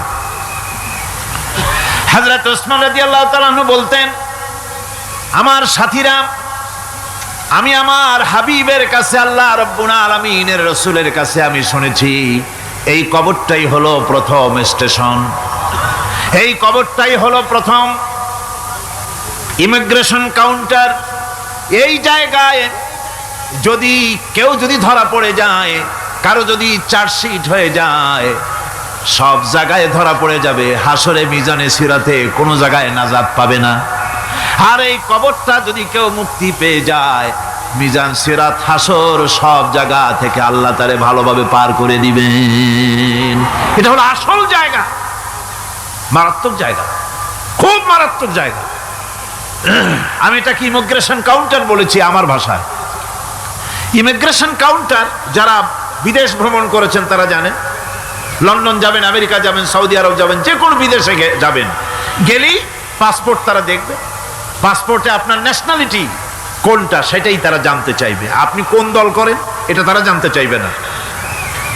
আপনি কোন ভাষায় কথা বলেন তাও তাদের জানার দরকার নাই। প্রথমেই তারা আপনার ন্যাশনালিটি দেখবে, আপনার আইডেন্টিটি কি তারা জানতে চাইবে। তারপরে যদি স্যাটিসফ্যাক্টরি হয় আপনাকে ভিসা দিয়ে ভেতরে ঢুকবার ব্যবস্থা করে দেবে। আর যদি তারা স্যাটিসফাইড না হয় তাহলে আপনাকে মেহমানখানায় ঢুকানো হবে গ্রেফতার করে। কবর হচ্ছে এ ধরনের একটি ইমিগ্রেশন কাউন্টার। কবরের ভিতরে মানুষ যখনই রাখা হবে সঙ্গে সঙ্গে দুজন ফেরেশতা আসবে। কবরের কাছে যারা এসেছিল দাফন হয়ে যাওয়ার পর এই লোকগুলি 40 কদম যেতে যতক্ষণ লাগে এর মধ্যেই দুজন ফেরেশতা এসে যাবে। এসে জিজ্ঞেস করবে মান রব্বুকা, তুমি কোন দল করতে, ওটা তাদের জানার দরকার নেই। চাকরি কিসে করতেন ওটা জানার দরকার নেই। ব্যবসা করতেন না চাকরি করতেন প্রয়োজন নেই। প্রথমেই জিজ্ঞাসা করা হবে ন্যাশনালিটি, প্রথমেই জিজ্ঞাসা করা হবে তার ন্যাশনালিটি সম্পর্কে, তার আইডেন্টিটিটা কি, এবং সেটাকে সত্যায়িত করার জন্য বোঝার জন্য 3টি প্রশ্ন। প্রথম প্রশ্ন মান রব্বুকা ওয়া মা দীনুকা ওয়া মান নাবিয়ুকা, তোমার রব কে, তোমার দিন কি, তোমার নবী কে। যদি এই ব্যক্তি বেঈমান হয়, মুনাফিক হয়, সে বলবে হায় হাতা লা আদরি, হায় হাতা লা আদরি, জানি না আমার রবকে আমি জানি না।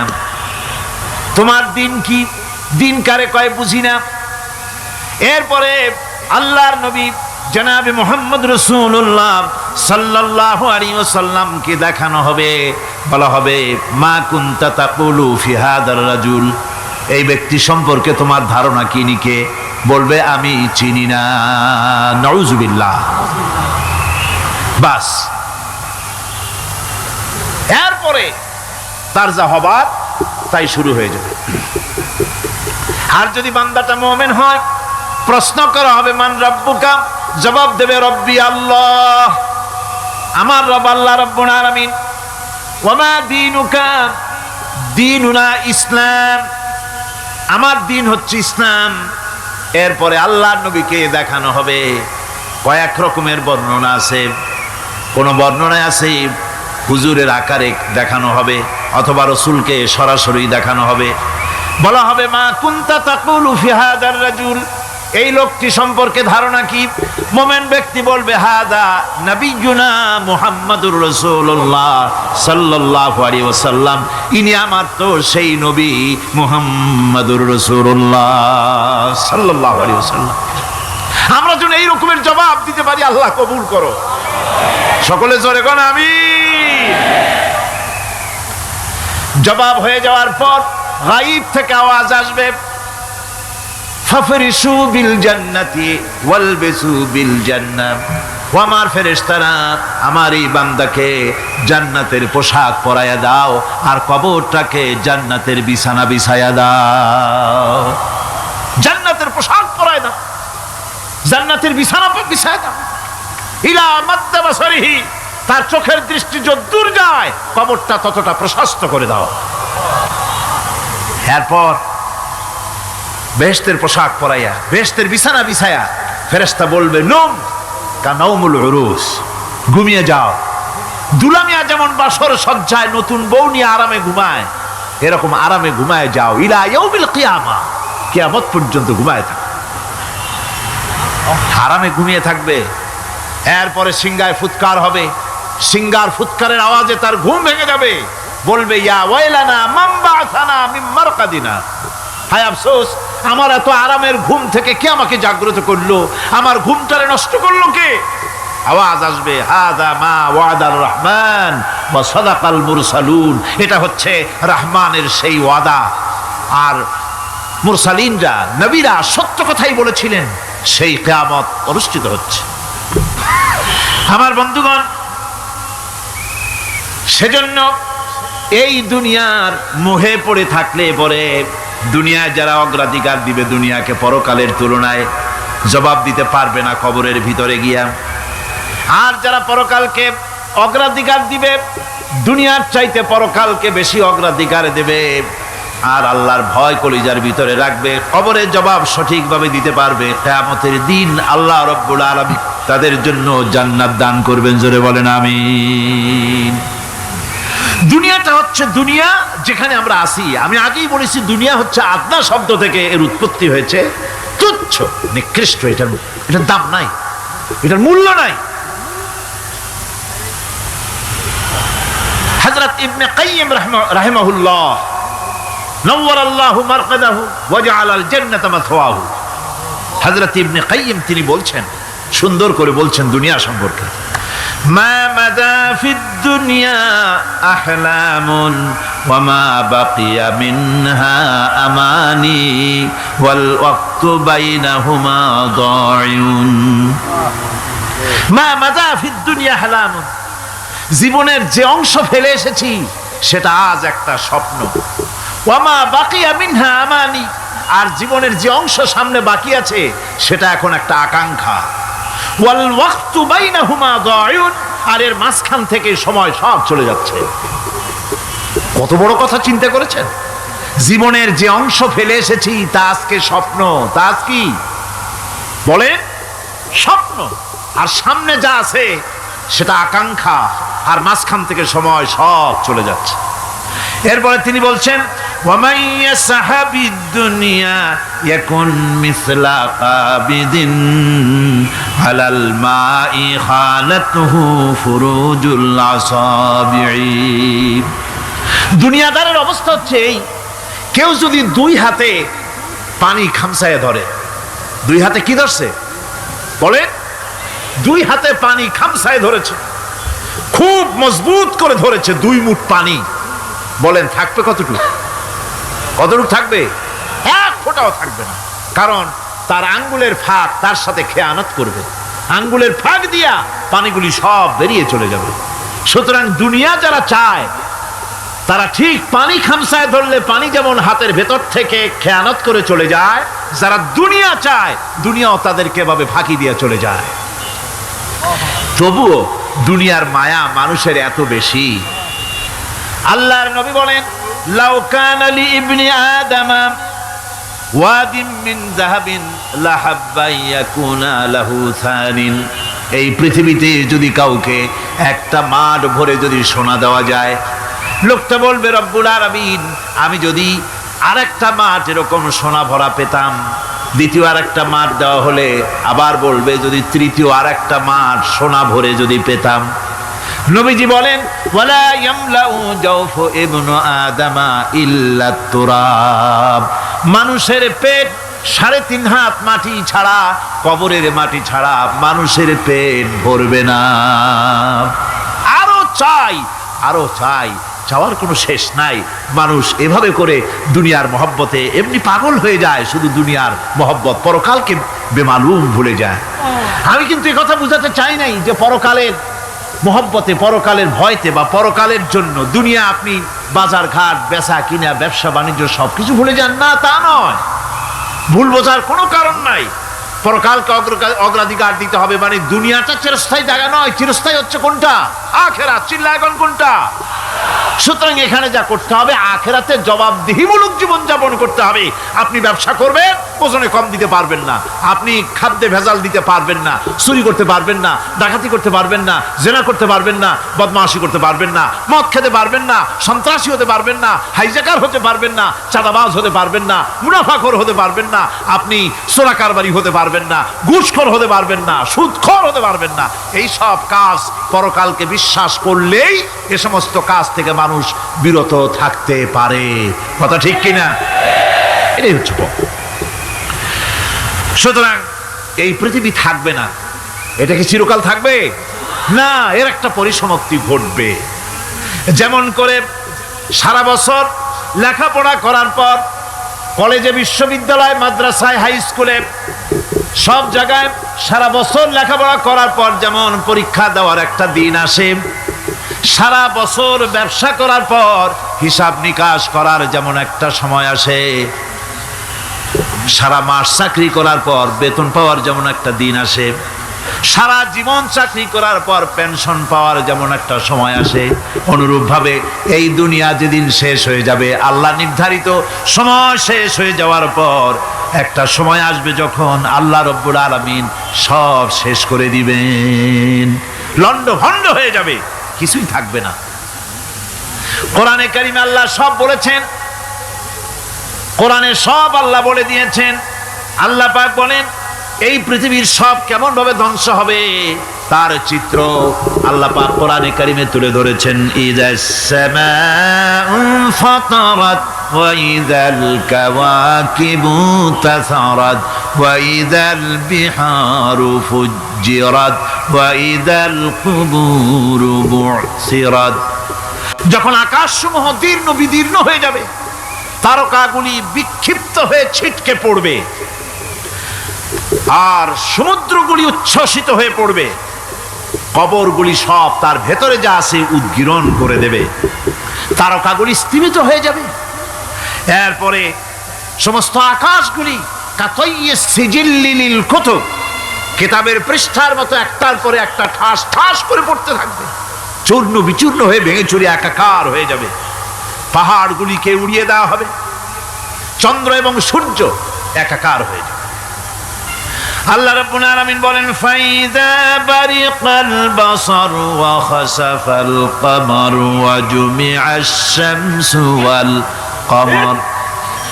চক্ষু যখন বিস্ফারিত হয়ে যাবে, চাঁদ যখন তার আলো হারিয়ে ফেলবে, সূর্য যখন তার আলো হারিয়ে ফেলবে, চাঁদ আর সূর্য সব একাকার হয়ে যাবে, সেই সময়ের অবস্থাটা কি চিন্তা করো। মানুষ হয়রান হয়ে দৌড়াদৌড়ি করবে। ওয়াহুমিলাতিল আরদু ওয়াল জিবালু ফাদুক্কাতা দাক্কাতান ওয়াহিদা। জমিন এবং পাহাড়গুলির মধ্যে আল্লাহ রাব্বুল আলামিন সংঘর্ষ বাঁধিয়ে দিবেন, পাহাড়গুলি ভেঙে চুরে টুকরা টুকরা হয়ে যাবে, পাহাড়গুলি উঁচু করে জমিনের উপরে আছাড় মেরে আল্লাহ রাব্বুল আলামিন ভেঙে চুরে চুরমার করে দিবেন। সুবহানাল্লাহ। ওয়া তাকুনুল জিবালু কালইনিল মানফুস, পাহাড়গুলো পেঁজা ধোনা তুলার মতো করে উড়িয়ে দেওয়া হবে, পাহাড় উড়ে যাবে। সুবহানাল্লাহ পড়ো। পাহাড় পাথরের তৈরি করা পাহাড়, এই পাহাড়গুলি তুলার মতো হয়ে উড়বে কিভাবে? আমি এই দৃশ্য নিজের চোখে কিছুটা হলেও দেখছি। আজ থেকে 10 দিন আগে আমি ইতালি সফর করে এসেছি। ইতালির রাজধানী রোম। রোম প্রাচীন সভ্যতার লালন ভূমি। কোরআনে কারিমে সূরায়ে রোম রয়েছে, এই রোম সেই রোম। এখানের বাদশার কাছে রাসূল করিম সাল্লাল্লাহু আলাইহি সাল্লাম হেরাক্লিয়াসের কাছে চিঠি পাঠিয়েছিলেন, সেই রোম। 12 থেকে 15 হাজারের মতো বাংলাদেশি মুসলমান সেখানে আছে। জুমার দিন, যেদিন আমি গেলাম তার পরের দিনই জুমা ছিল, জুমার নামাজ পড়লাম ভ্যাটিকানের কাছেই বিশাল মসজিদ, ইউরোপের ভিতরে সবচাইতে বড় মসজিদ এটা। রোম ইসলামের দুশমনদের রাজধানী।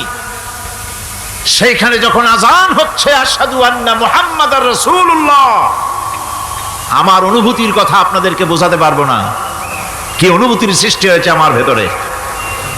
ভ্যাটিকানের পোপ এক পাশে, কিছু দূরেই ভ্যাটিকান, ওটা হচ্ছে গোটা পৃথিবীর সমস্ত খ্রিস্টানদের কাবা, ভ্যাটিকান। তার পাশেই বিশাল মসজিদ, সেখানে নামাজ পড়লাম। চিন্তার ভেতরে আসলো আল্লাহ রাব্বুল আলামিন তার হাবিবের নাম, তার তাওহীদ, তার রিসালাতকে কিভাবে বিশ্বময় ছড়িয়ে দিলেন। আবু জাহেল চাইছিল মুহাম্মদ সাল্লাল্লাহু আলাইহি ওয়াসাল্লামকে স্তব্ধ করে দেবে মক্কার জীবনেই। কত বদনাম, সাহের, কাহেন, কাযযাব, শায়ের, নাউযুবিল্লাহি মিন যালিক, কত গালাগালি করলো। আর আল্লাহ শোনালেন, হাবিব চিন্তার কোনো কারণ নাই, ওয়া রাফা'না লাকা যিকরাক, আমি আপনার প্রশংসা বিশ্বময় ছড়িয়ে দেব। সুবহানাল্লাহি ওয়া বিহামদিহি।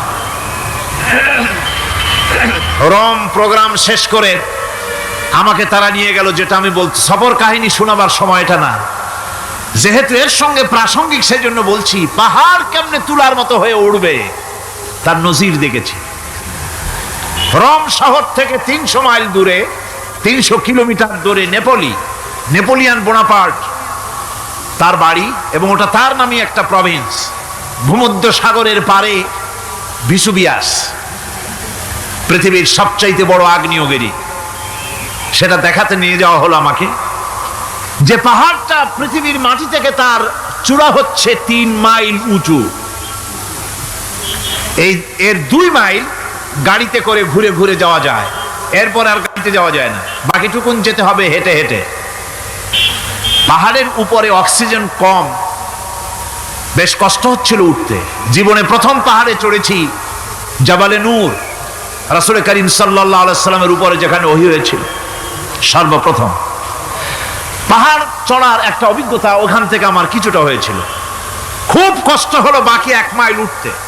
যখন ভিসুভিয়াসের একদম শীর্ষে চলে গেছি, সেখানে গিয়ে আমার সাথে 15-20 জন লোক ছিল। আমি নিজেই আল্লাহু আকবার বলে আমার গলা থেকে আওয়াজ বেরিয়ে গেল। আমি দেখতে পেলাম ভিসুভিয়াসের শীর্ষে বিশাল গর্ত। আমার মনে হয় গর্তটা এই মাঠের 1/4 হবে, এই মাঠের 1/4 হবে গর্তটা। সেই গর্তটার গভীরতা হচ্ছে 1.5 কিলোমিটার। এইখান থেকে পাথরগুলি উত্থিত হয়েছে, আগ্নেয়গিরি পাথর আগুনে গলে লাভা হয়ে এগুলি পাহাড় বেয়ে উপচে পড়েছে, চতুর্দিকে 12 মাইল ছড়িয়ে গিয়েছে। আমার মনে পড়লো ওয়াকুদুহান নাসু ওয়াল হিজারা, জাহান্নামের আগুনের ইন্ধন হবে মানুষ আর পাথর। আমি সেখানে সেজদায় পড়ে গিয়া কান্নাম আর বললাম, আল্লাহ জাহান্নামের আগুন হারাম করে দিও আমাদের জন্য। পাথর কিভাবে গলে পাথরগুলি গলে পুড়ে চতুর্দিকে পড়েছে আর ছিটকেছে, চতুর্দিকে ছিটকে পড়েছে। সেই পাথরগুলি ছিটকে ছিটকে যেগুলি পুড়ে পড়েছে সেগুলিকে দূরে সাদা রঙের বলে মনে হয়, কোনোটা সাদা কোনোটা কালো, মনে হয় যেন তুলার মতো হয়ে পড়ে আছে চতুর্দিকে। 1944 সনে তৃতীয়বারের মতো ভিসুভিয়াস অগ্নিগিরি যে অগ্নি উৎপাত করে, তাতে আশেপাশের 12 মাইল এলাকা এফেক্টেড হয়ে যায়। পাথরগুলি গলে এভাবে বিধ্বস্ত করে দিয়েছে। এখান থেকে এখানে জোহরের নামাজ, আসরের নামাজ আমরা পড়লাম, আল্লাহর কাছে খুব দোয়া করলাম। এখনো ধোঁয়া উঠতেছে, এখনো পাহাড়ের ফাটল দিয়ে ধোঁয়া উঠছে। একজন হাত দিয়ে আমাকে বলল যে খুব গরম লাগে ধোঁয়াগুলি। ওখানকার লোকেরা বলল যে ভেতরে এখনো আগুন আছে, তবে সুপ্ত, যে কোনো মুহূর্তে আবার তা জাগ্রত হতে পারে। আমরা সেখান থেকে নেমে এলাম। একটু কিছু দূর গিয়েই সেখানে হলো পম্পেই শহর। এই পম্পেই শহরটা হচ্ছে ঈসা আলাইহিস সালামের জন্মের 2000 বছর আগে এই শহর তৈরি হয়। ঈসা আলাইহিস সালামের জন্মের 179 বছর পর ভূমিকম্প হয়। সেই ভূমিকম্পে গোটা পম্পেই শহরটা পৃথিবীর মানুষের চোখের আড়াল হয়ে যায়, ধ্বংস হয়ে যায়, মাটির তলায় গরক হয়ে যায়। আজ থেকে 200 বছর আগে মাটি খনন করতে গিয়ে এই শহর আবিষ্কৃত হয়। পুরা শহরটা খুঁড়ে তারা বের করেছে। 180 হেক্টর জমিনের উপরে এই বিশাল শহর। ঘুরে ঘুরে দেখলাম, গাড়ি চলে না সেখানে, পায়ে হেঁটে দেখতে হলো। প্রশস্ত রাস্তা। আজ থেকে 4000 বছর আগের মানুষেরা রাস্তা বানাতে জানতো পাথর দিয়ে, এবং রাস্তার দুধারে তাদের ছিল ফুটপাত, পানির ব্যবস্থা, নগরায়নের সব রকমের সুযোগ সুবিধা। তারপরে সেখানে বিচারালয়, এরপরে দোকানপাট, বাজারঘাট, সবকিছুর ব্যবস্থা রয়েছে। বিশাল বিশাল পাথরগুলি দিয়ে পিলার তৈরি করা। ভাবলাম এই পিলারগুলি, এই পাথরগুলি তারা কিভাবে ক্রেন ছাড়া এত উপরে উঠালো কি করে, আমার মাথায় আসলো না। পাথর কেটে কেটে সুন্দর সুন্দর অঙ্কন শিল্প তারা করেছে। এরপরে ঘুরতে ঘুরতে বাদশার রাজার বাড়িতে গিয়ে ঢুকলাম। সেখানে গিয়ে দেখলাম উলঙ্গ এত মূর্তি পাথরের তৈরি করা, পাথর কেটে কেটে দেওয়ালে যৌন যৌন মিলনের এমন কোন অশ্লীল ছবি নাই যা তারা সেখানে তৈরি করে নাই। উলঙ্গ মূর্তি আর উলঙ্গ যৌন মিলনের অসংখ্য ছবি দিয়ে এই এলাকা ভরা। তখন আমি বুঝলাম আল্লাহর গজব হওয়ার কারণটা কি, এই শহরটা মাটির নিচে গরক হয়ে যাওয়ার কারণটা কি। আল্লাহ পাক জেনা ব্যভিচার যে দেশে বেশি হয় আল্লাহ পাক বরদাস্ত করেন না। দুশ্চরিত্র যে দেশের মানুষ দুশ্চরিত্র হয়ে যায়, জেনা ব্যভিচার বেশি হতে থাকে, আল্লাহ হরক করে দেন, গজব দেন। এই গজব এক এক সময় এক এক রকমের হয়ে আসে। কখনো মাটির নিচে দাবায় দেয়, কখনো মহামারী, কোনো দেশে কলেরা, কোনো দেশে জলোচ্ছ্বাস, কোথাও ভূমিকম্প, আর সর্বশেষ এই জেনা ব্যভিচারের জন্য আল্লাহ পাকের চূড়ান্ত এই যৌনতার অশ্লীলতার জন্য চূড়ান্ত গজব বর্তমান বিশ্বের জন্য এইডস। আল্লাহ পাক এই গজব দিয়েছেন।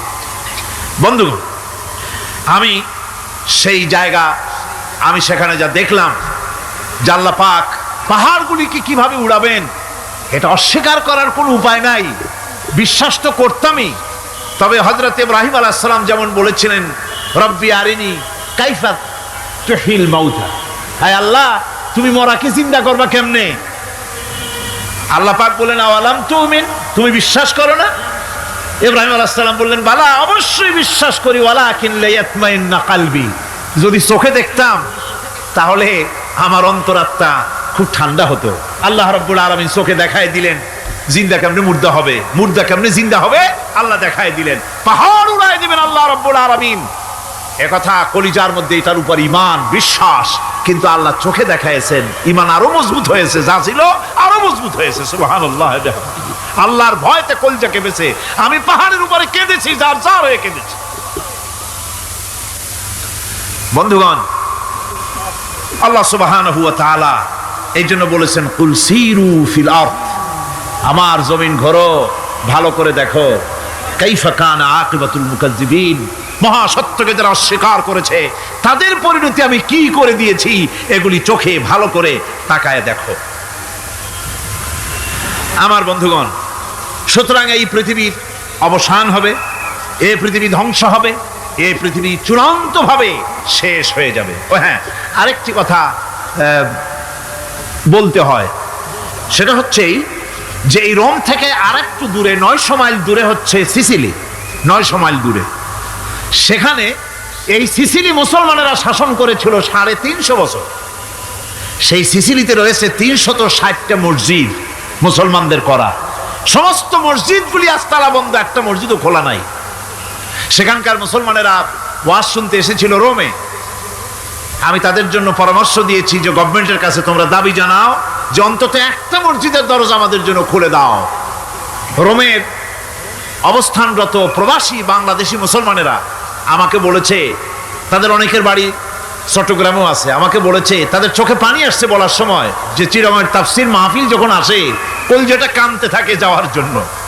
তো যাওয়া তো সম্ভব না এত দূর থেকে, আমাদের সালাম বলে দিবেন যত লোক আসবে, আর আমাদের জন্য দোয়া করতে বলবেন যেন এই রোমের ভিতরে আমরা ইসলামের আদর্শের ভিত্তিতে আমরা যেন চলতে পারি। আপনারা দোয়া করুন তাদের জন্য। ভাইরা আমার, এই পৃথিবী একদিন পরিসমাপ্তি ঘটবে এবং আল্লাহর দরবারে আমাদেরকে উঠতে হবে এবং সেখানে আমাদের বিচার হবে। সেখানে আমাদের কি হবে? বিচার হবে। আল্লাহ পাক বিচারটাকে নির্ভুল করার জন্য, সঠিক করার জন্য প্রত্যেকের গলায় আমলনামা ঝুলায় রাখছেন। এখানে রেকর্ডের ব্যবস্থা করা হয়েছে। আল্লাহ পাক বলছেন ওয়া কুল্লা ইনসানিন আলজামনাহু তাইরাহু ফি উনুকিহি ওয়া নুখরিজু লাহু ইয়াওমাল কিয়ামাতি কিতাবান ইয়ালকাহু মানশুরা।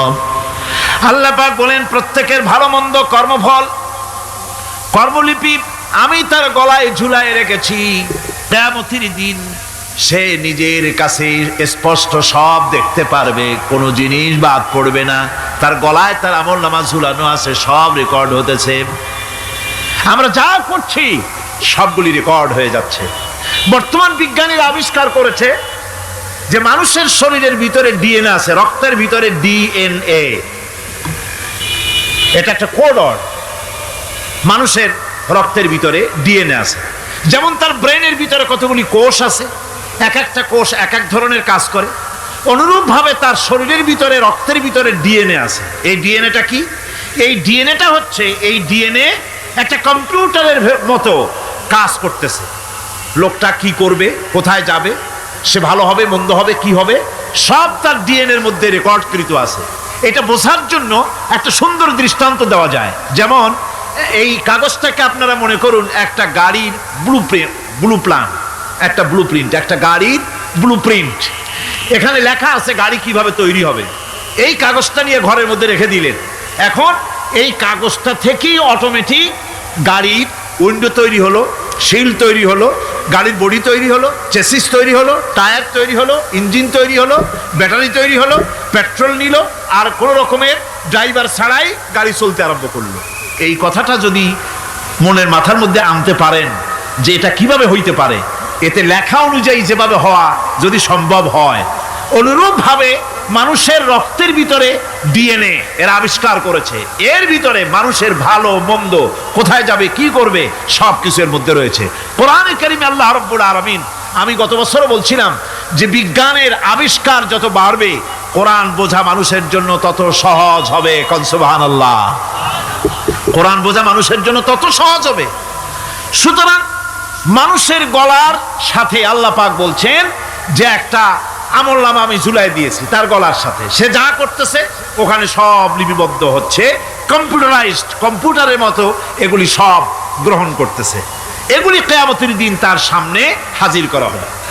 কিয়ামতে যখন আমলনামা তার সামনে দিয়ে বলা হবে, ইকরা কিতাবাকা কাফা বিনাফসিকাল ইয়াওমা আলাইকা হাসিবা, তাকে বলা হবে নিজের কর্মলিপি নিজেই পড়ো, আজ তুমি তোমার নিজের হিসাব নিতে যথেষ্ট।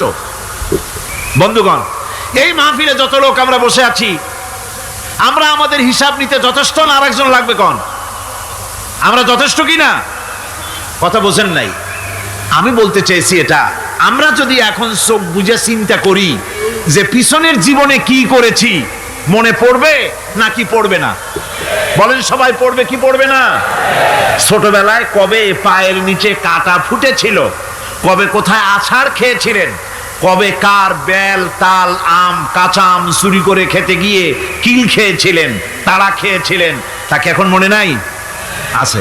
তাহলে কিল, ওই তাল বেল চুরি করতে গিয়ে যে কিলটা খাইছিলেন সেটাও মনে আছে, ভালো মন্দ সব মনে আছে। তাহলে কোন হোটেলের রুমে কি করছিলেন, কোন স্কুলে কোন কলেজে কি করছিলেন, তারপরে জীবনে ছোট বড় ঘটনাগুলি চোখ বুঝতে মনে পড়বে না?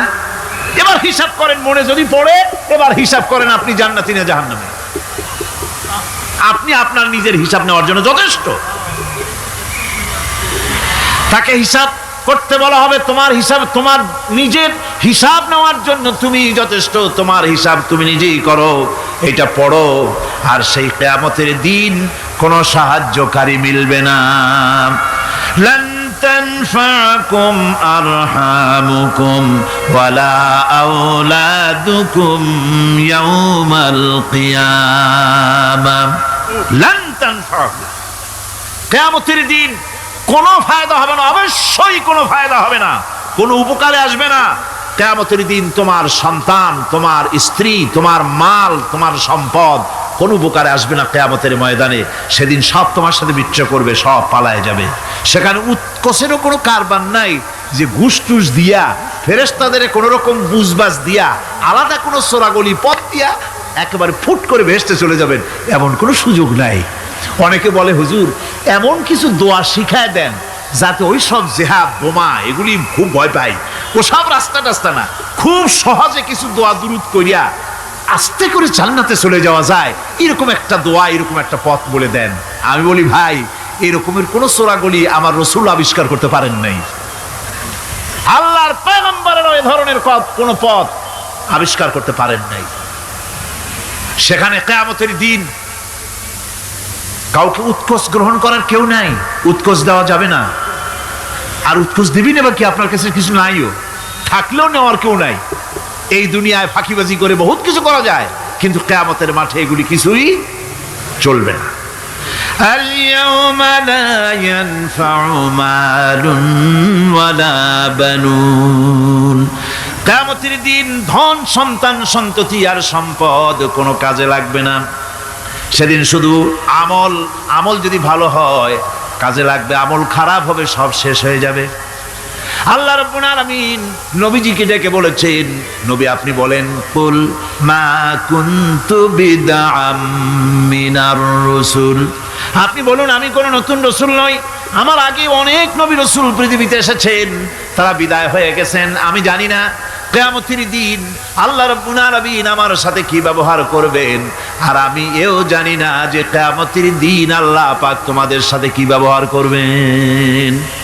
এই আয়াত নাজিল হওয়ার পর আল্লাহর হাবিব তার মেয়েকে ডাকলেন, জামাইকে ডাকলেন, নাতিদেরকে ডাকলেন, আহলে বাইতদেরকে ডাকলেন, আর বললেন, ও আমার মেয়ে কলিজার টুকরা ফাতেমা গো শোনো, কেবলমাত্র আয়াত নাজিল হয়ে গেল, আল্লাহ পাক আমাকে শোনায়ছেন কিয়ামতের দিন আমি জানি না আমার সঙ্গে কি ব্যবহার করা হবে, আর এও জানি না যে তোমাদের সাথে কি ব্যবহার করা হবে। ও আমার কলিজার টুকরা মেয়ে ফাতেমা, কিয়ামতের দিন মুহাম্মদ সাল্লাল্লাহু আলাইহি সাল্লামের মেয়ে এই হিসাবে তোমার নাজাতের ফয়সালা হবে না। ও আমার কলিজার টুকরা নাতি হাসান আর হোসেন, কিয়ামতের দিন মুহাম্মদ সাল্লাল্লাহু আলাইহি সাল্লামের নাতি হিসাবে ফয়সালা হবে না। ও আমার জামাই হযরতে আলী, কিয়ামতের দিন আমার জামাই হিসাবে নাজাতের ফয়সালা হবে না। আমল যদি ভালো হয় ফয়সালা ভালো হবে, জান্নাতে চলে যাবে। আমল যদি খারাপ হয় কার নাতি কার জামাই দেখা হবে না। সুবহানাল্লাহ। কঠিন কিয়ামতের মাঠ। এই পরকালের বিশ্বাস যদি কলজার মধ্যে ঢোকে মানুষ ভালো হয়ে যাবে। কোন সুবহানাল্লাহ। আপনাদের দৃষ্টিতে পারবে, কথার জবাব যে দিলেন না। পুলিশে কি মানুষের চরিত্র ভালো বানাইতে পারবে? পুলিশের চরিত্র ভালো বানাবে কেনা, সেটাই তো কথা। মানুষের চরিত্র যাতে ভালো থাকে, মানুষের যেন খারাপ কাম না করে, সেজন্য পুলিশ যাতে খারাপ কাম না করে সেজন্য আরো একটা ডিপার্টমেন্ট আছে না, তারা যাতে খারাপ কাজ না করে সেজন্য আর একটা আছে। এন্টি করাপশনের আবার এন্টি করাপশন আছে, তার উপর আবার এন্টি করাপশন আছে।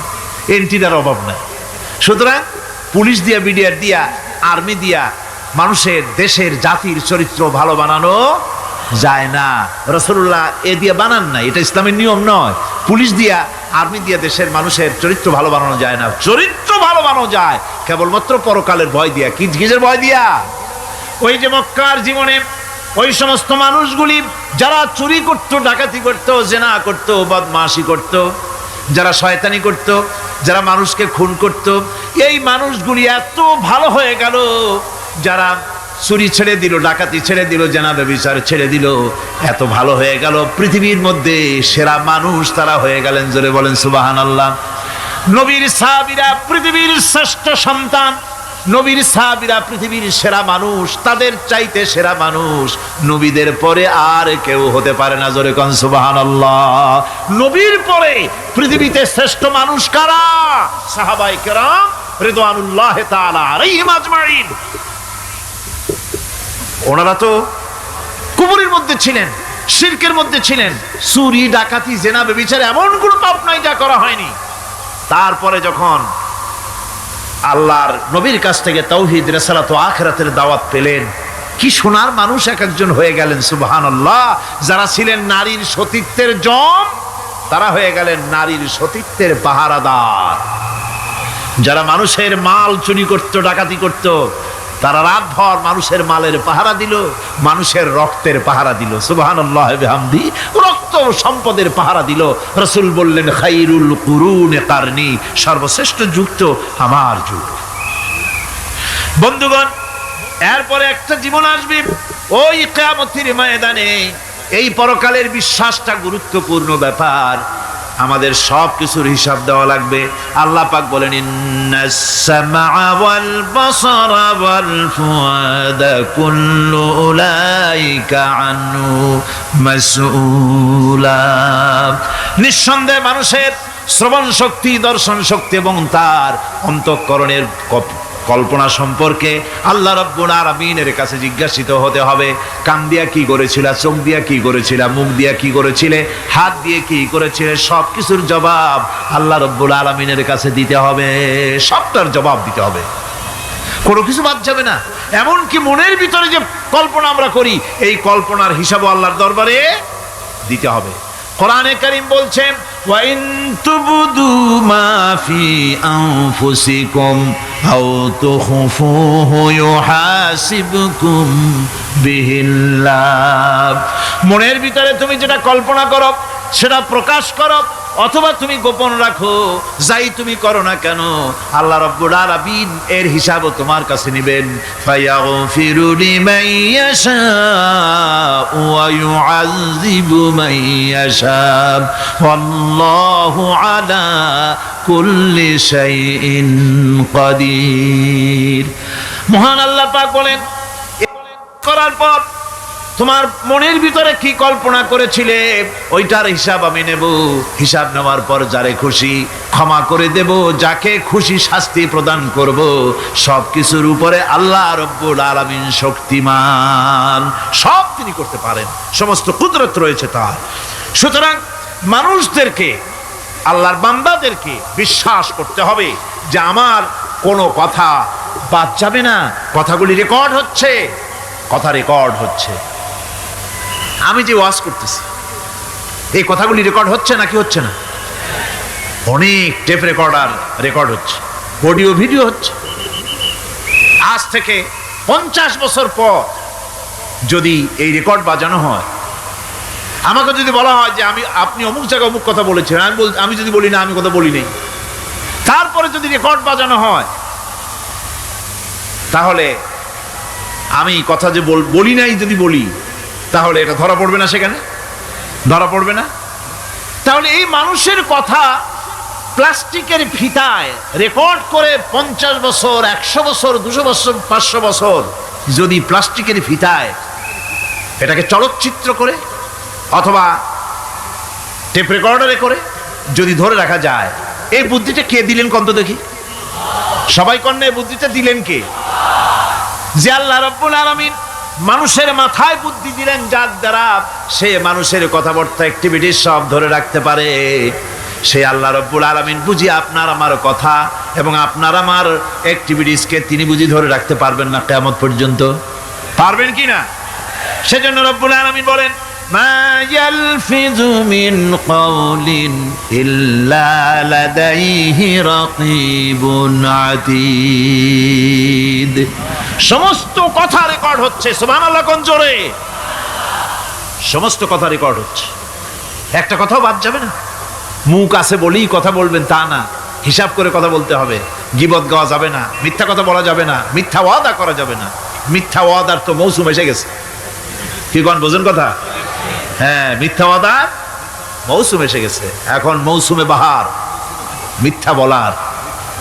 কত সুন্দর সুন্দর ওয়াদা, সোনা দিয়া রাস্তা বানায় দেব। অভুক্ত মানুষদের বলা হয় না খেয়ে মরবেন না, কিন্তু কি খেয়ে মরবে তাও কয় না। আমরা যদি যাইতে পারি তাহলে মটকির মতো রসগোল্লা বানায় দেব, গরুর গাড়ির চাকার মতো জিলাপি বানায় দেব। খাইতে গিয়ে হা করে চিত হয়ে থাকবে।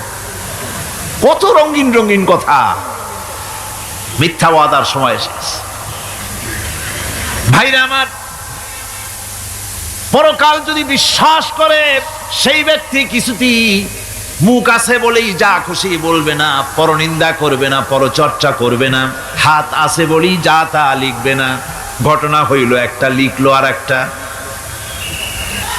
কলম একটা আছে বলেই যা খুশি তা লেখা যায় না, মুখ আছে বলেই যা খুশি তা বলা যায় না, চোখ আছে বলেই যা খুশি তা দেখা যায় না। গরু খাওয়া জায়েজ করা হয়েছে বলে গরুর লেজ থেকে মাথা পর্যন্ত পাইকারি দরে সব খাওয়া যায় না। গরু খাওয়া হারাম না হালাল? হালাল। পাইকারি দরে লেজ থেকে মাথা পর্যন্ত সব খাওয়া হালাল না। ওর মধ্যে আল্লাহ কিছু হারাম রেখে দিছে, সেগুলোকে বাইসে খাইতে হবে। আল্লাহ দেখতে চান পাইকারি দরে জমের খাওয়া খাও, না আমার হারামগুলি বাদ দিয়া খাও, নিষেধ করাগুলি বাদ দিয়া খাও। মুখ আছে বলেই যা খুশি তা বলা যাবে না। কান আছে বলি যা খুশি তা শোনা যাবে না, চোখ আছে বলি যা খুশি তা দেখা যাবে না, হাত পা আছে বলি যা খুশি তা করা যাবে না। সবটার পেছনে আল্লাহ রাব্বুল আলামিনকে ভয় করা লাগবে। মহান আল্লাহ রাব্বুল আলামিন বলে, বান্দারে তোমার সমস্ত কার্যাবলী এমনকি তোমার চাহনিটা পর্যন্ত কার দিকে কি নিয়তে তাকায়ছো কেউ জানে না, আমি আল্লাহ রাব্বুল আলামিন জানি।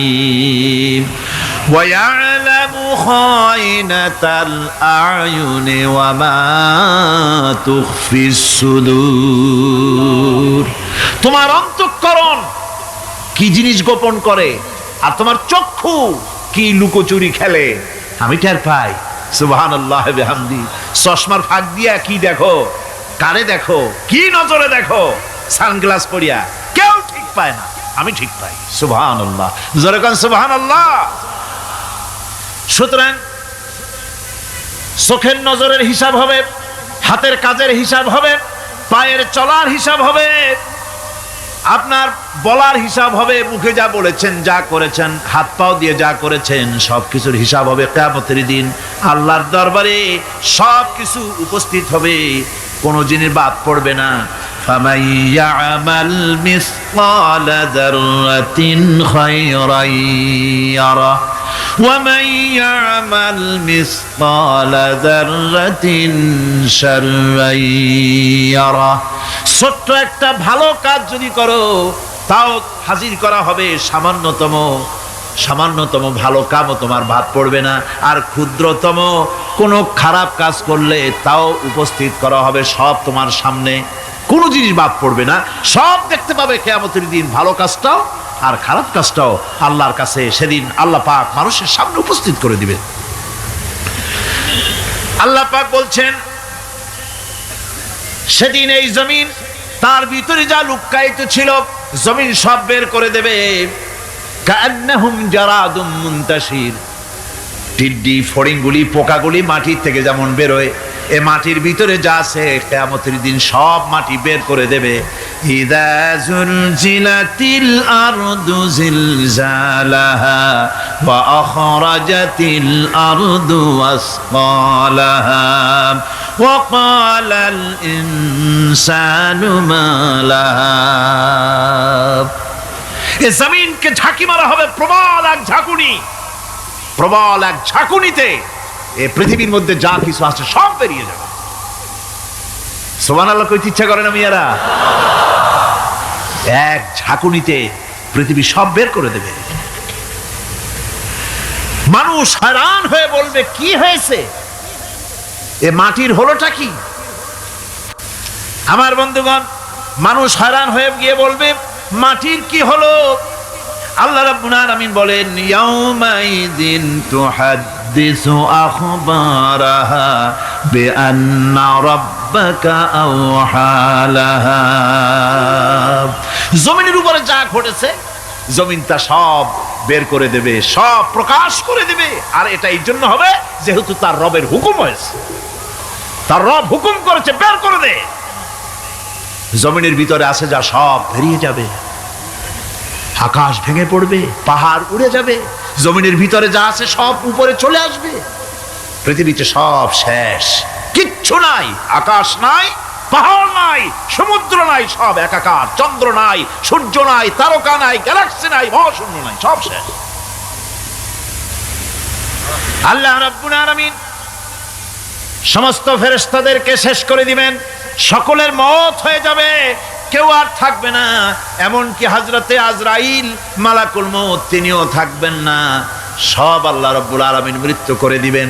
এরপরে আল্লাহ রাব্বুল আলামিন একা তিনি বলবেন, ইয়া দুনিয়া, ইয়া দুনিয়া আইনা আনহারুকি, এ পৃথিবী তোর সেই সমুদ্রগুলো কোথায়, নদীগুলি কোথায়? ইয়া দুনিয়া আইনা আশজারুকি, হে দুনিয়া তোমার গাছগুলি কোথায়? এত বন বনানি, এত গাছ ছিল। ইয়া দুনিয়া আইনা জিবালুকি, হে পৃথিবী তোর জমিনে যত পাহাড় ছিল পাহাড়গুলি কই?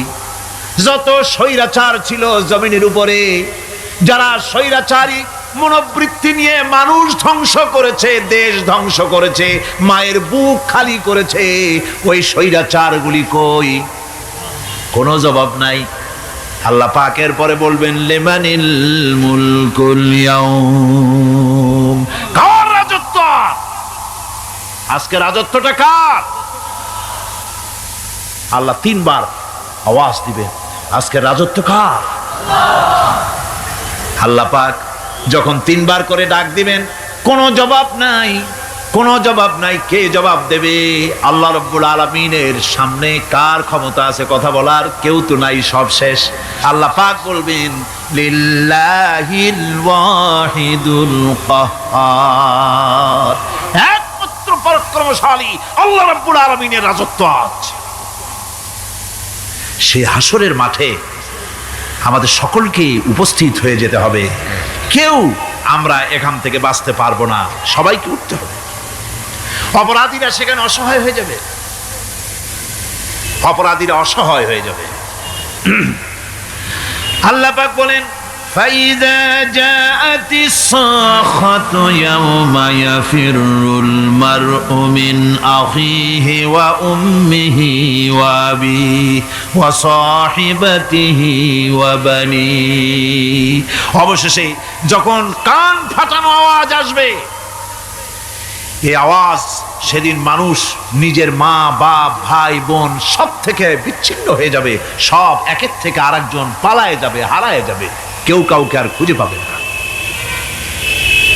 সেদিন ওই কিয়ামতের মাঠে বিভীষিকাময় দৃশ্য, মানুষ হয়রান হয়ে যাবে। মাথার এক হাত অথবা অর্ধ মাইল অথবা এক বিগত এতটুকুন উপরে ওই প্রকাণ্ড সূর্যটার তাপ আসবে, গুনাহগারের মাথার চান্দি ফেটে গিয়া মগজগুলি গলে গলে নাক কান দিয়ে বের পড়তে লাগবে, জিহ্বাটা কুকুরের মতো ঝুলে নাভিস্থল পর্যন্ত পড়ে যাবে, মাটিটা সূর্যের উত্তাপে তামার মতো গরম হয়ে যাবে, সারা হাসর জুড়ে আওয়াজ হবে পানি পানি পানি। মানুষেরা হয়রান হয়ে যাবে। সে হাসরের ময়দানে এই চরম কষ্টের ভিতরে আল্লাহ রাব্বুল আলামিন বলেন সেদিন দুটো ভাগ হয়ে যাবে।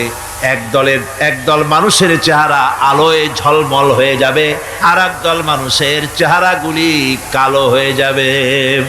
উজুহু ইয়াওমাইদিন মুসফিরাতুন দাহিকাতুন মুস্তাবশিরা ওয়া উজুহু ইয়াওমাইদিন আলাইহা গাবারা।